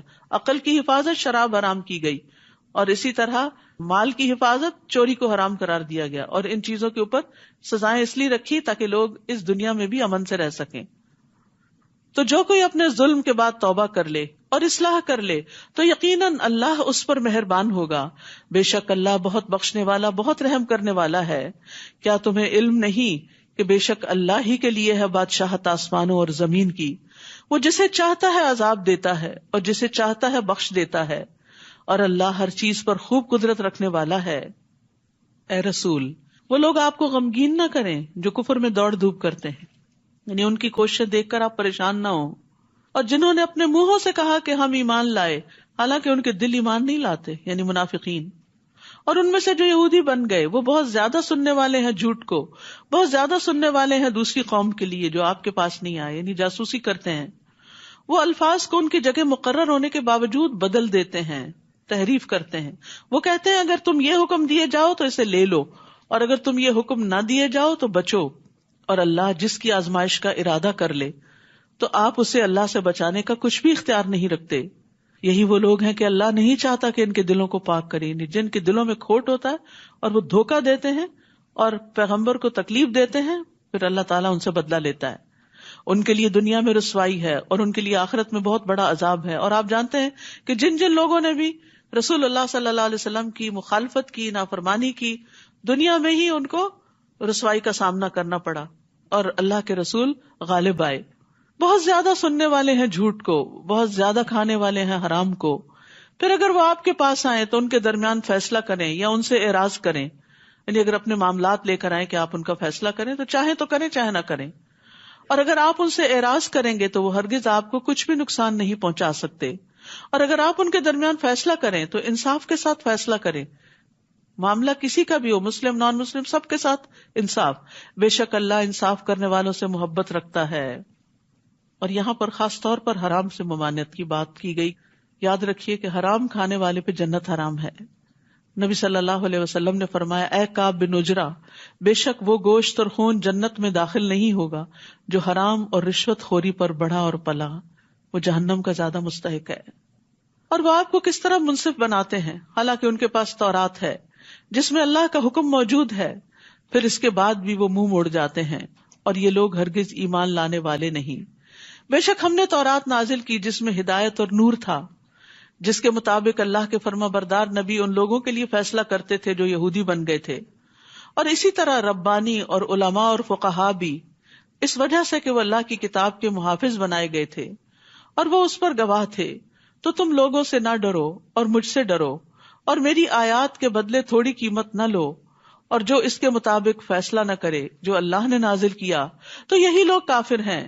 اور ہم نے ان کے لیے اس میں لکھ دیا تھا کہ بے شک جان کے بدلے جان، آنکھ کے بدلے آنکھ، ناک کے بدلے ناک، کان کے بدلے کان، اور دانت کے بدلے دانت، اور زخموں کا بھی بدلہ ہے۔ تو جو کوئی معاف کر دے وہ اس کے لیے کفارہ ہوگا، اور جو کوئی اس کے مطابق فیصلہ نہ کرے جو اللہ نے اتارا ہے تو یہی لوگ ظالم ہیں۔ تو یہاں جسم کے اعضاء کے قصاص کی بات کی گئی ہے کہ زخموں پر بھی قصاص ہے، یعنی چاہے مرد ہوں یا عورتیں ہوں، لیکن یہ بھی ہمارے دین نے سکھایا کہ معاف کر دینا قصاص سے بہتر ہے۔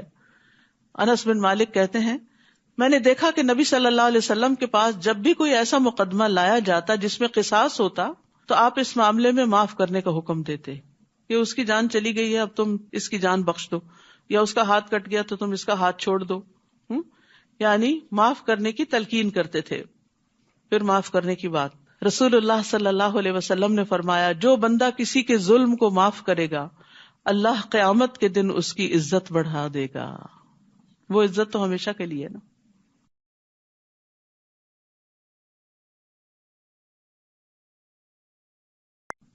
اور ہم نے ان کے آثار پر عیسی ابن مریم کو بھیجا جو اس کی تصدیق کرنے والا ہے، جو پہلے سے تورات میں تھا، اور ہم نے اسے انجیل دی جس میں ہدایت اور نور تھا، اور وہ تصدیق کرنے والی تھی اس کی جو پہلے سے تورات میں تھا، اور متقی لوگوں کے لیے ہدایت اور نصیحت تھی۔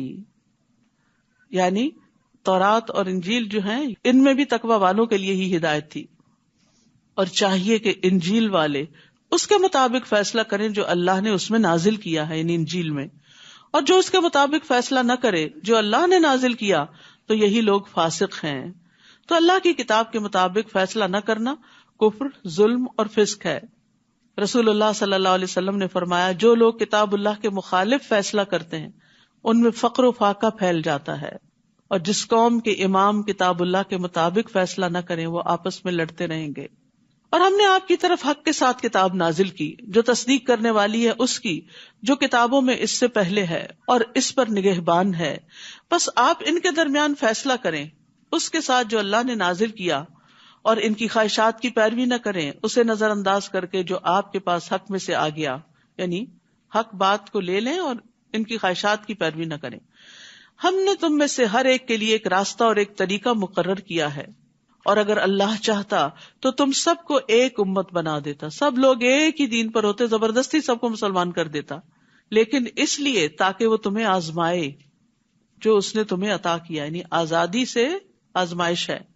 بس نیکیوں میں آگے بڑھو، فاستبقوا الخیرات، تم سب کے سب کو اللہ کی طرف لوٹنا ہے، پھر وہ تمہیں بتائے گا جس بارے میں تم اختلاف کرتے تھے، اور یہ کہ آپ ان کے درمیان فیصلہ کریں اس کے مطابق جو اللہ نے نازل کیا، اور ان کی خواہشات کی پیروی نہ کریں، اور اس بات سے محتاط رہیں کہ کہیں وہ آپ کو اس کے بعد سے فتنے میں نہ ڈال دیں جو اللہ نے آپ کی طرف نازل کیا۔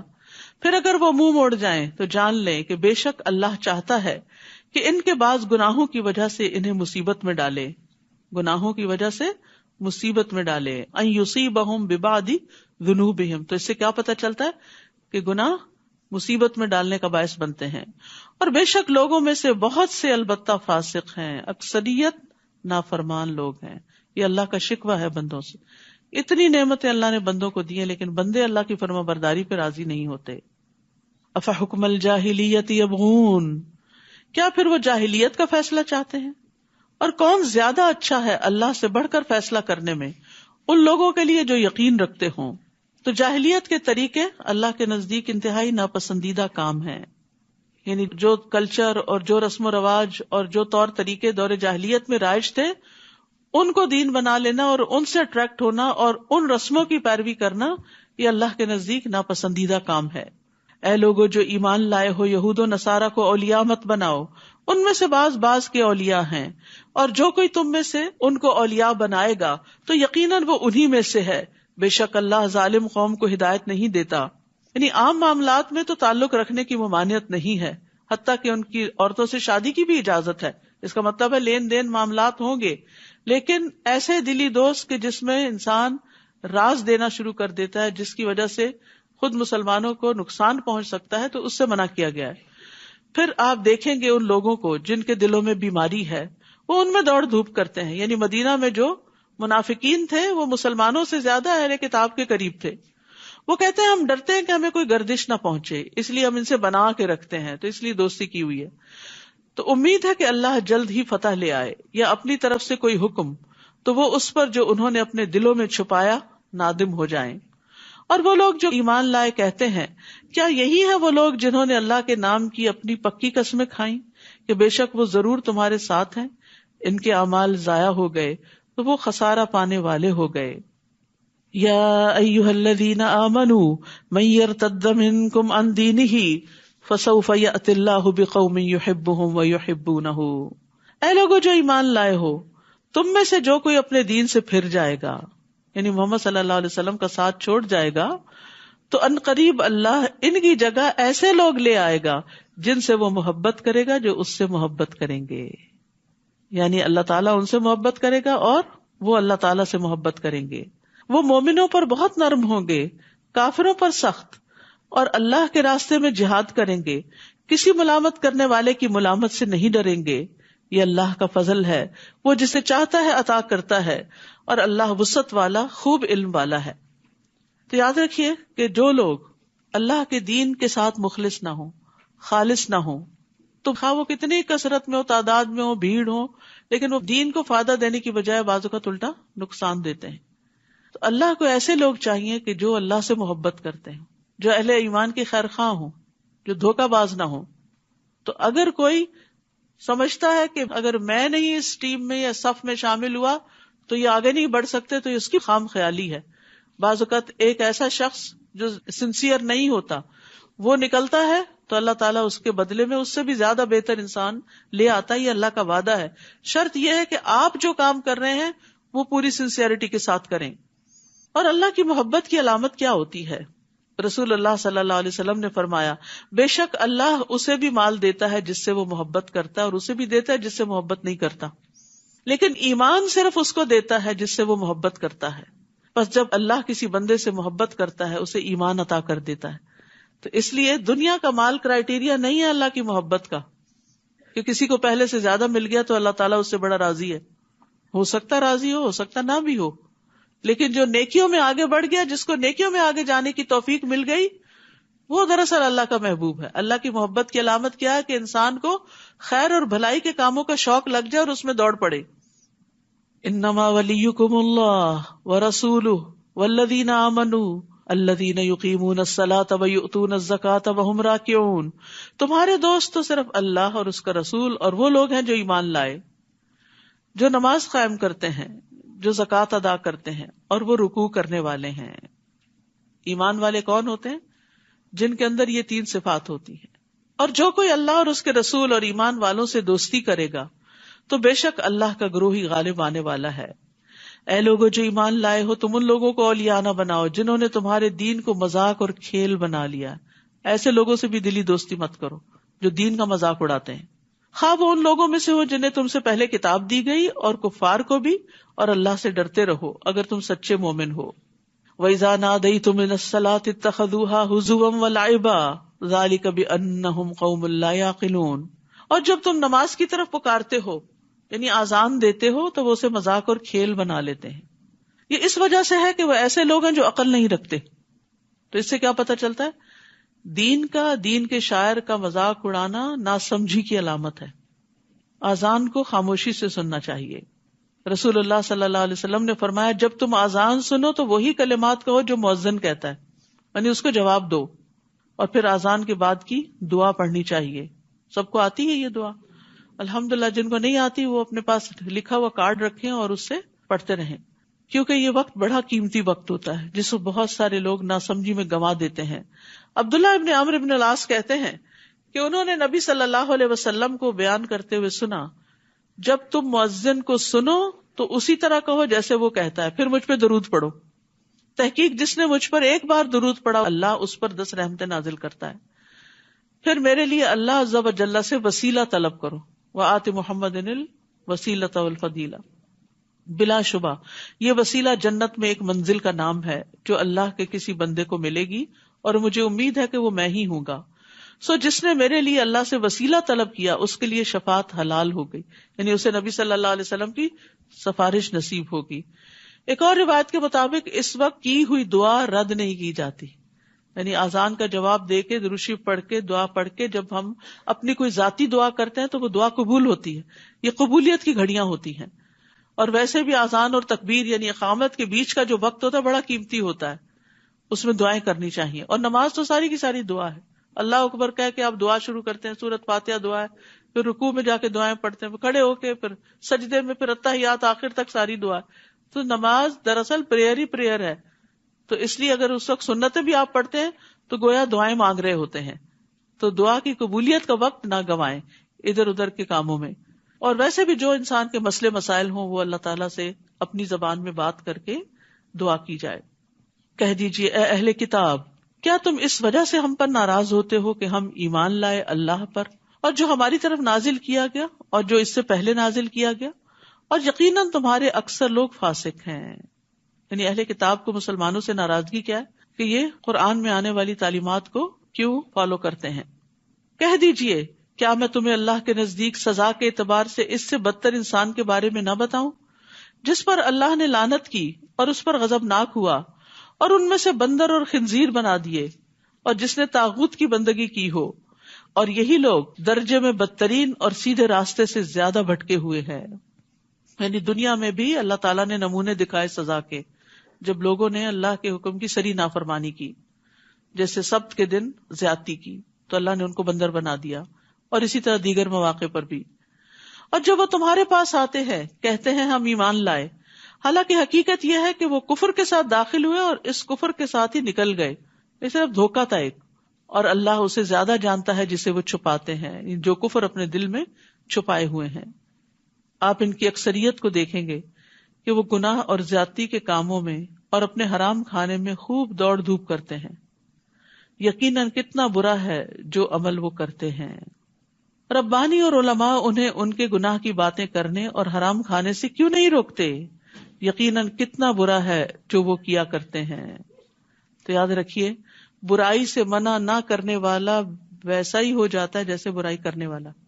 نیکی کی طرف بلانے والا آنے والے کے ثواب کو بھی لے لیتا ہے، اس کو بھی ملتا ہے اور اس کو بھی ملتا ہے، اور اسی طرح جو برائی سے روکتا نہیں تو وہ بھی اس گناہ میں شریک ہو جاتا ہے۔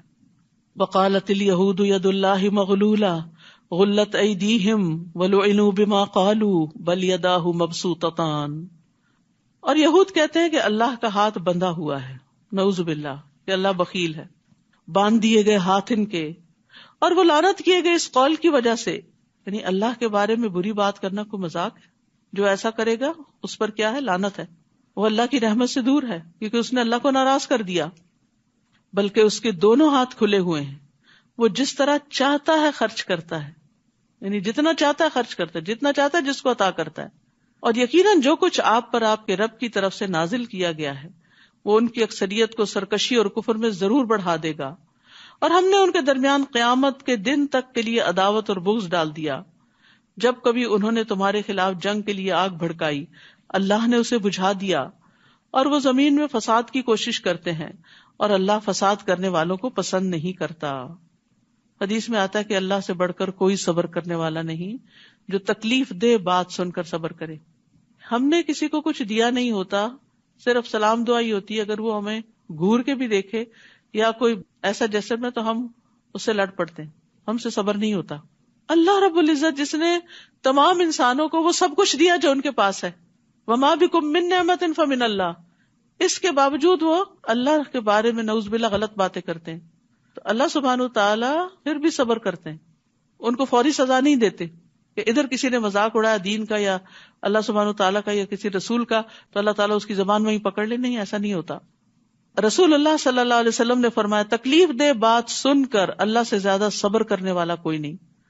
لوگ اس کا بیٹا ہونے کا دعویٰ کرتے ہیں اور اس کا ہمسر بنا دیتے ہیں، پھر بھی وہ انہیں عافیت دیتا ہے، ان کی حفاظت کرتا ہے، ان کو رزق دیتا ہے اور انہیں کئی نعمتیں عطا کرتا ہے۔ اللہ اکبر، یہ ہے اللہ کا حوصلہ۔ اور اگر نافرمانیوں کی بجائے یہ لوگ اطاعت کرتے وَلَوْ أَنَّ أَهْلَ الْكِتَابِ آمَنُوا وَاتَّقَوْا لَكَفَّرْنَا عَنْهُمْ سَيِّئَاتِهِمْ وَلَأَدْخَلْنَاهُمْ جَنَّاتِ النَّعِيمِ، اور اگر بے شک اہل کتاب ایمان لاتے اور تقوی اختیار کرتے تو ہم ضرور ان سے ان کی برائیاں دور کر دیتے، اور ہم ضرور انہیں نعمتوں والے باغات میں داخل کرتے، دنیا میں بھی نعمتیں عطا کرتے۔ دنیا میں سب سے بڑی نعمت والا باغ انسان کا اپنا دل ہے، جس میں قرار ہو، اطمینان ہو، سکون ہو، اور یہ قرار آ نہیں سکتا جب تک انسان 100% اللہ کی عبادت یا اطاعت میں اپنے آپ کو نہ لگائے، اللہ کی طرف جب تک رخ نہ کرے، اللہ سے نہ مانگے۔ تو یہ کتنا بڑا وعدہ ہے کہ اگر اہل کتاب ایمان لاتے اور تقویٰ کرتے، اللہ سے ڈرتے، تو ضرور ان سے ان کی برائیاں، ان کی تکلیفیں دور کر دیتے۔ تو یہ مسائل کے حل کا نسخہ ہے، تکلیفوں کو دور کرنے کا ذریعہ ہے، ایمان بڑھانا اور تقوی اختیار کرنا۔ اور اگر وہ تورات قائم کرتے اور انجیل قائم کرتے اور جو کچھ ان کے رب کی طرف سے ان کی طرف نازل کیا گیا ہے، تو یقیناً وہ اپنے اوپر سے کھاتے اور اپنے پاؤں کے نیچے سے بھی، آسمان بھی دھن برساتا، رزق برساتا، اور زمین بھی اگلتی۔ ان میں سے ایک گروہ میں آنا رو ہے، اور ان میں سے زیادہ تر لوگ برا ہے وہ جو عمل کرتے ہیں۔ تو اس سے کیا پتہ چلتا ہے کہ اگر انسان اللہ کی کتاب کے مطابق زندگی بسر کرتا ہے تو دنیا کی نعمتیں بھی حاصل ہوتی ہیں۔ تو قائم کرنے کا مطلب کیا ہے؟ علم اور عمل کے ساتھ معاملہ کرنا۔ ابن عباس کہتے ہیں کہ اوپر سے بارش اور نیچے سے نباتات۔ ایک قول یہ بھی ہے کہ ہم ان کا رزق اتنا وسیع کر دیتے کہ وہ مسلسل کھاتے رہتے، ان کو کمی نہ آتی۔ اور یہ اللہ کا وعدہ ہے، وَمَن يَتَّقِ اللَّهَ يَجْعَل لَّهُ مَخْرَجًا وَيَرْزُقْهُ مِنْ حَيْثُ لَا يَحْتَسِبُ، جو اللہ سے ڈرے گا اللہ اس کے لیے ہر مشکل سے نکلنے کا راستہ بنا دے گا، اور اسے وہاں سے رزق دے گا جہاں سے وہ سوچ بھی نہیں سکتا۔ تو علم کی وجہ سے بھی رزق ملتا ہے۔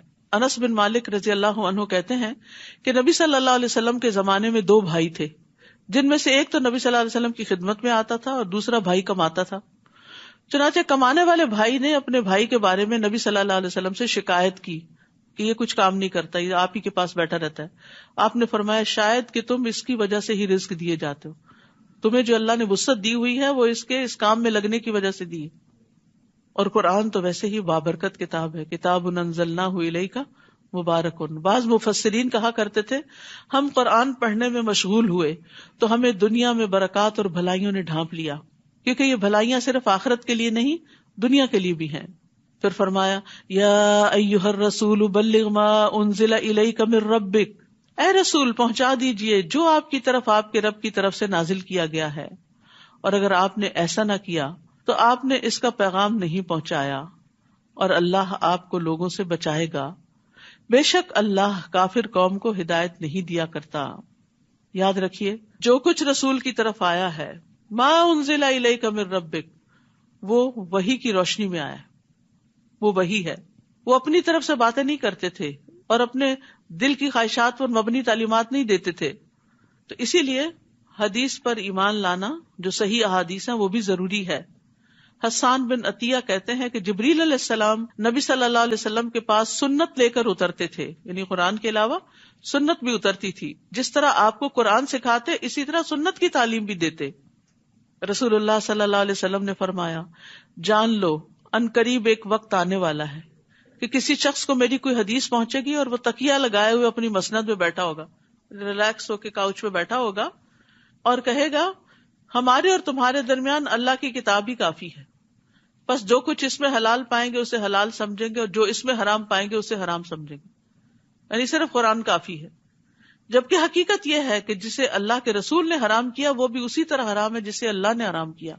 تو اس لیے ایسا نہ ہو کہ انسان حرام میں پڑ جائے لا علمی کی وجہ سے۔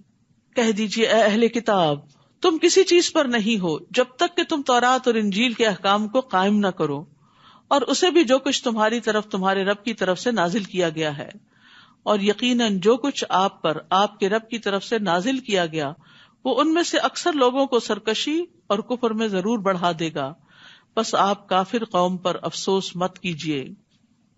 بے شک وہ لوگ جو ایمان لائے اور وہ لوگ جو یہودی بن گئے اور جو صابی ہیں اور جو نصارہ ہیں، جو کوئی بھی اللہ اور یوم آخرت پر ایمان لایا اور اس نے نیک عمل کیے تو ان پر کوئی خوف نہ ہوگا اور نہ ہی وہ غمگین ہوں گے۔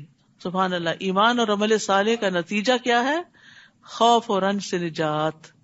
غم اور خوف دو چیزیں انسان کو گھن کی طرح چاٹ جاتی ہیں، تو ان دو چیزوں سے نجات حاصل ہو جاتی ہے اگر انسان ایمان لائے اور عمل صالح کرے. پھر فرمایا یقیناً ہم نے بنو اسرائیل سے پختہ عہد لیا اور ہم نے ان کی طرف کئی رسول بھیجے. جب کبھی ان کے پاس کوئی رسول ایسی چیز لے کر آیا جسے ان کے نفس پسند نہیں کرتے تھے تو ایک گروہ کو انہوں نے جھٹلا دیا اور ایک گروہ کو وہ قتل کرتے رہے. استغفر اللہ. یعنی اللہ کی طرف سے آنے والے رسولوں کے ساتھ بھی اتنی بڑی بڑی زیادتیاں کی، اور انہوں نے سمجھا کہ کوئی فتنہ واقع نہ ہوگا، یعنی کچھ نہیں ہوتا. بہت دفعہ انسان بڑے سے بڑا گناہ کر کے کہتا ہے کچھ نہیں ہوتا، سب چلتا ہے. تو وہ اندھے اور بہرے ہو گئے. پھر اللہ ان پر مہربان ہوا، پھر دوبارہ ان میں سے اکثر حق سے اندھے اور بہرے ہو گئے. اللہ اس کو خوب دیکھنے والا ہے جو وہ عمل کرتے ہیں. یعنی معافی مانگ لی، تھوڑا سا سیدھے رستے پہ، پھر دوبارہ اسی ڈگر پہ چل پڑے. لقد كفر الذين قالوا ان الله هو المسيح ابن مريم وقال المسيح يا بني اسرائيل اعبدوا الله ربي وربكم. بلا شبہ یقیناً ان لوگوں نے کفر کیا جنہوں نے کہا کہ بے شک اللہ ہی مسیح ابن مریم ہے، اور مسیح نے کہا اے بنو اسرائیل اللہ کی عبادت کرو جو میرا اور تمہارا رب ہے. یعنی انہوں نے اپنے آپ کو الہ نہیں کہا بلکہ خود عبادت کی اور لوگوں کو بھی اللہ کی عبادت کی طرف بلایا. بے شک جو اللہ کے ساتھ شریک ٹھہرائے گا تو یقیناً اللہ نے اس پر جنت حرام کر دی اور اس کا ٹھکانہ آگ ہے، اور ظالموں کے لیے کوئی مددگار نہ ہوگا. تو اس لیے مسیح ابن مریم کو اللہ کا بندہ اور اس کا رسول ماننا چاہیے. لقد کفر الذین قالوا ان اللہ ثالث ثلاثہ. بلا شبہ یقیناً ان لوگوں نے کفر کیا جنہوں نے کہا کہ بے شک اللہ تین کا تیسرا ہے، حالانکہ نہیں کوئی الہ برحق مگر ایک ہی الہ. اگر وہ اس سے باز نہ آئے جو وہ کہتے ہیں تو ان میں سے جن لوگوں نے کفر کیا ضرور انہیں دردناک عذاب پہنچے گا. یہاں پر سخت تردید کی گئی ہے ان غلط عقائد کی. افلا یتوبون الی اللہ ویستغفرونہ واللہ غفور الرحیم. کیا پھر وہ اللہ کے حضور توبہ نہیں کرتے اور اس سے بخشش نہیں مانگتے؟ اور اللہ بہت بخشنے والا نہایت رحم کرنے والا ہے. یاد رکھیے استغفار قبول ہوتی ہے غلطیوں پر ندامت کے ساتھ کہ اللہ میں نے جو غلط کیا میں شرمندہ ہوں، تو میری اصلاح کر دے اور آئندہ کے لیے اپنے رستے پہ چلتا رکھ. رسول اللہ صلی اللہ علیہ وسلم نے حضرت عائشہ سے فرمایا کہ اے عائشہ اگر تم گناہ کے قریب ہوئی ہو تو اللہ سے استغفار کرو، کیونکہ ندامت اور استغفار ہی گناہ سے توبہ ہے. رسول اللہ صلی اللہ علیہ وسلم نے فرمایا جس نے بقیہ زندگی میں اچھائیاں کی اس کے پچھلے سارے گناہ معاف کر دیے جائیں گے، اور جو بقیہ زندگی میں بھی برائیاں کرتا رہا اس سے گزشتہ اور آئندہ دونوں زندگیوں میں ہونے والے گناہوں کی باز پرس کی جائے گی. تو اس لیے غلطی کتنی بھی بڑی ہو، کوئی شرک ہو، کفر ہو، نفاق ہو، توبہ کا دروازہ کھلا ہے جب تک کہ سانس حلق میں نہ اٹک جائے. اس لیے توبہ کرتے رہنا چاہیے. مل مسیح ابن مریم الا رسول. نہیں ہے مسیح ابن مریم مگر ایک رسول. در حقیقت اس سے قبل کئی رسول گزر چکے اور اس کی ماں بہت سچی خاتون تھی. وہ دونوں کھانا کھایا کرتے تھے. دیکھیے ہم کس طرح ان کے لیے آیات واضح کرتے ہیں، پھر دیکھیے وہ کہاں سے پھیرے جاتے ہیں. یعنی اللہ سبحانہ تعالیٰ نے دلائل دے کے بات سمجھا دی ہے لیکن پھر بھی ان کی عقل میں نہیں آتی. یہاں پر ایک عورت کی خاص خوبی کا ذکر کیا گیا اور وہ کون سی ہے؟ صدیقہ. بہت زیادہ سچ بولنے والی، سچائی کی تلاش میں رہنے والی، سچائی سے محبت کرنے والی. ایک قول یہ بھی ہے کہ انہیں صدیقہ اس لیے کہا جاتا ہے کیونکہ وہ اللہ کی آیات کی تصدیق کرتی تھی. کیونکہ قرآن مجید میں اللہ تعالیٰ نے ان کا وصف بیان کیا، وصدقت بکلمات ربہا، اس نے اپنے رب کی باتوں کی تصدیق کی تھی. نبی صلی اللہ علیہ وسلم نے فرمایا مردوں میں بہت سے کامل ہوئے ہیں، عورتوں میں کوئی کمال کو نہ پہنچی سوائے مریم بنت عمران کے اور فرعون کی بیوی آسیہ کے. یعنی یہ ایسی خواتین ہیں جنہیں دین کی سمجھ آ گئی تھی. میں سوچتی ہوں کہ حضرت آسیہ کی جو دعا ہے رب ابن لی عندک بیتا فی الجنہ، یہ انہیں کیسے سوجی؟ وہ دنیا میں فرعون کے محل میں رہتی تھی لیکن اس نے ایمان کی خاطر اس کی بھی پرواہ نہیں کی، اور یہی چیز اللہ تعالیٰ کو اس کی پسند آ گئی اور اس کو ہدایت دی. اور ہمیں بھی اللہ سے اچھی اچھی دعائیں کرنی چاہیے اور خیر اور بھلائی کے رستوں کی دعا کرنی چاہیے. اسی لیے سب سے نفع مند دعا کون سی ہے؟ ایاک نعبد و ایاک نستعین اہدنا الصراط المستقیم. کہہ دیجئے کیا تم اللہ کو چھوڑ کر اس کی عبادت کرتے ہو جو تمہارے لیے کسی نفع و نقصان کا مالک نہیں؟ اور وہ اللہ ہی ہے جو خوب سننے والا خوب جاننے والا ہے، لہٰذا اس کو پکارو۔ کہہ دیجئے اہل کتاب اپنے دین میں ناحق غلو نہ کرو، اور نہ تم ایسے لوگوں کی خواہشات کی پیروی کرو جو یقیناً اس سے پہلے گمراہ ہوئے اور انہوں نے کثیر تعداد کو گمراہ کیا اور سیدھے راستے سے وہ بھٹک گئے۔ بنو اسرائیل میں سے جن لوگوں نے کفر کیا وہ داؤد اور عیسیٰ ابن مریم کی زبان پر لعنت کیے گئے، ان کے پیغمبروں نے ان پہ لعنت بھیجی۔ کیوں؟ یہ اس وجہ سے کہ انہوں نے نافرمانی کی اور وہ حد سے بڑھ جاتے تھے، ایکسٹریمسٹ تھے۔ وہ ایک دوسرے کو اس برائی سے نہیں روکتے تھے جس کا وہ ارتکاب کرتے، یقیناً کتنا برا ہے جو وہ کرتے تھے۔ تو آپ دیکھیے کہ لعنت کے اسباب کیا ہیں۔ لعنت کے اسباب میں پیغمبروں کی نافرمانی، حد سے بڑھنا اور برائی سے نہ روکنا۔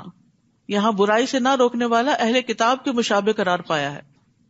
بعض لوگ کہتے ہیں ہم خود برے کام کرتے ہیں، ہم کیسے منع کریں؟ تو کچھ لوگوں کا تجربہ یہ ہے کہ جب انہوں نے متعدد بار وہ چیز کی، کوئی پڑھنے والی کتاب تھی پڑھی یا کوئی کمٹمنٹ نبھائی، تو پھر اس کے بعد کیا ہوا؟ استقامت ملی۔ تو جس طرح نیکی کا حکم دینا فرض ہے، اس طرح منکر سے بھی روکنا چاہیے۔ اور منکر سے روکنے کی فضیلت کیا ہے؟ عبد الرحمن بن حضرمی بیان کرتے ہیں کہ مجھے اس نے خبر دی جس نے نبی صلی اللہ علیہ وسلم کو یہ فرماتے ہوئے سنا کہ میری امت میں ایسے لوگ بھی آئیں گے جنہیں پہلوں کی طرح ثواب ملے گا، اولین کی طرح۔ ان کی امتیازی صفت یہ ہوگی کہ وہ برائی کا انکار کریں گے۔ آپ دیکھیے کہ معاشرے میں طرح طرح کی برائیاں پھیلی ہوئی ہیں۔ کچھ تو ہماری پہنچ میں ہے کہ ہمارے اپنے ہی ہوتے ہیں، قریبی جو غلط کام کر رہے ہوتے ہیں، تو ان کو پیار سے روکنا چاہیے، ان کے ساتھ بات چیت کرنی چاہیے۔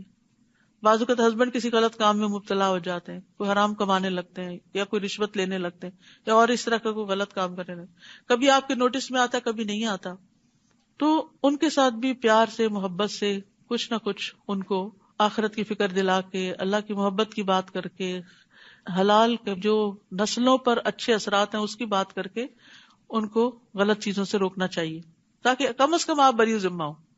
دوسرا یہ کہ کچھ رشتے دار ہوتے ہیں تو بعض اوقات شادی بیاہ کے موقع پر ایسی رسمیں کرتے ہیں، اتنا اسراف کرتے، اتنی فضول خرچی کرتے ہیں، یا ایسا لباس پہنتے ہیں کہ اللہ کو ناراض کرنے والا ہے سراسر۔ اللہ نے عورت کی جو خوبصورتی بنائی ہے وہ اس کے چھپانے میں ہے، اس کے لباس کو زینت بنایا ہے، نہ کہ لباس کو اتار دینا یا ایسے لباس پہننا کہ جو پہن کے بھی ننگے ہوں۔ کتنی سخت ہے وہ حدیث کہ وہ عورتیں جنت کی خوشبو نہ پا سکیں گی جو کپڑے پہن کے بھی ننگی رہیں، چاہے ٹائٹ ہو چاہے سی تھرو ہو۔ لیکن پتہ ہے برائی ہے، خود کرتے ہوئے بھی برا نہیں لگتا اور دوسروں کو بھی نہیں روکتے۔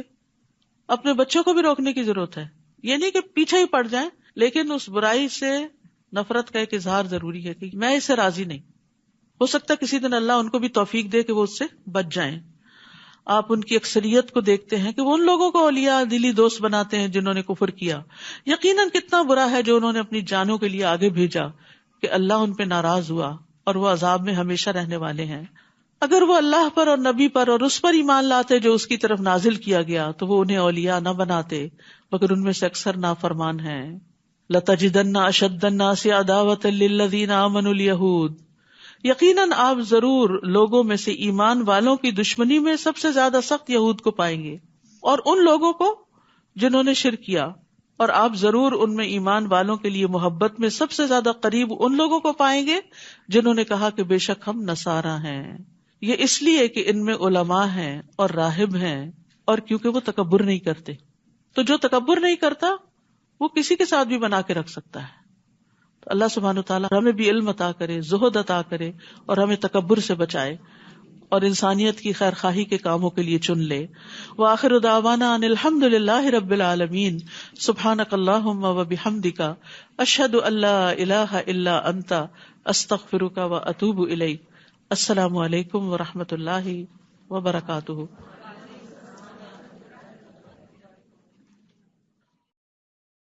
السلام علیکم ورحمۃ اللہ وبرکاتہ۔ کیا حال ہے سب کا؟ الحمدللہ۔ کل کے پارے کے بارے میں کیا باتیں یاد رہیں؟ اگر ہم یہ چاہتے ہیں کہ اللہ سبحانہ تعالی ہمیں معاف کر دیں تو ہمیں چاہیے کہ ہم لوگوں کو معاف کر دیں۔ ظلم کو دور کرنے کے لیے ظلم نہیں کرنا چاہیے، وعدے پورے کرنے چاہیے، کمٹمنٹس نبھانی چاہیے۔ دشمنی میں بھی عدل و انصاف پر قائم رہنا چاہیے۔ تعاونوا علی البر والتقوی، نیکی اور تقوی کے کاموں میں ایک دوسرے کا ساتھ دینا چاہیے، ایک دوسرے کو مدد دینی چاہیے۔ اللہ سبحانہ وتعالی برائی کو بلند آواز سے نشر کرنے اور پھیلانے کو ناپسند کرتا ہے۔ راسخون فی العلم اللہ سبحانہ وتعالی کا تقوی اختیار کرتے ہیں، بندوں کے ساتھ عاجزی کا معاملہ کرتے ہیں، دنیا سے بے رغبت ہوتے ہیں اور اپنے نفس کے ساتھ سختی برتتے ہیں۔ درگزر سے کام لینا چاہیے۔ پورے پارے کا جو تھیم تھا، بار بار جو سبق سکھایا گیا، وہ درگزر کا ہی ہے۔ اللہ سبحانہ وتعالیٰ کی محبت صرف تمناؤں سے حاصل نہیں ہوتی، بلکہ نیکی کے کام کرنے سے حاصل ہوتی ہے۔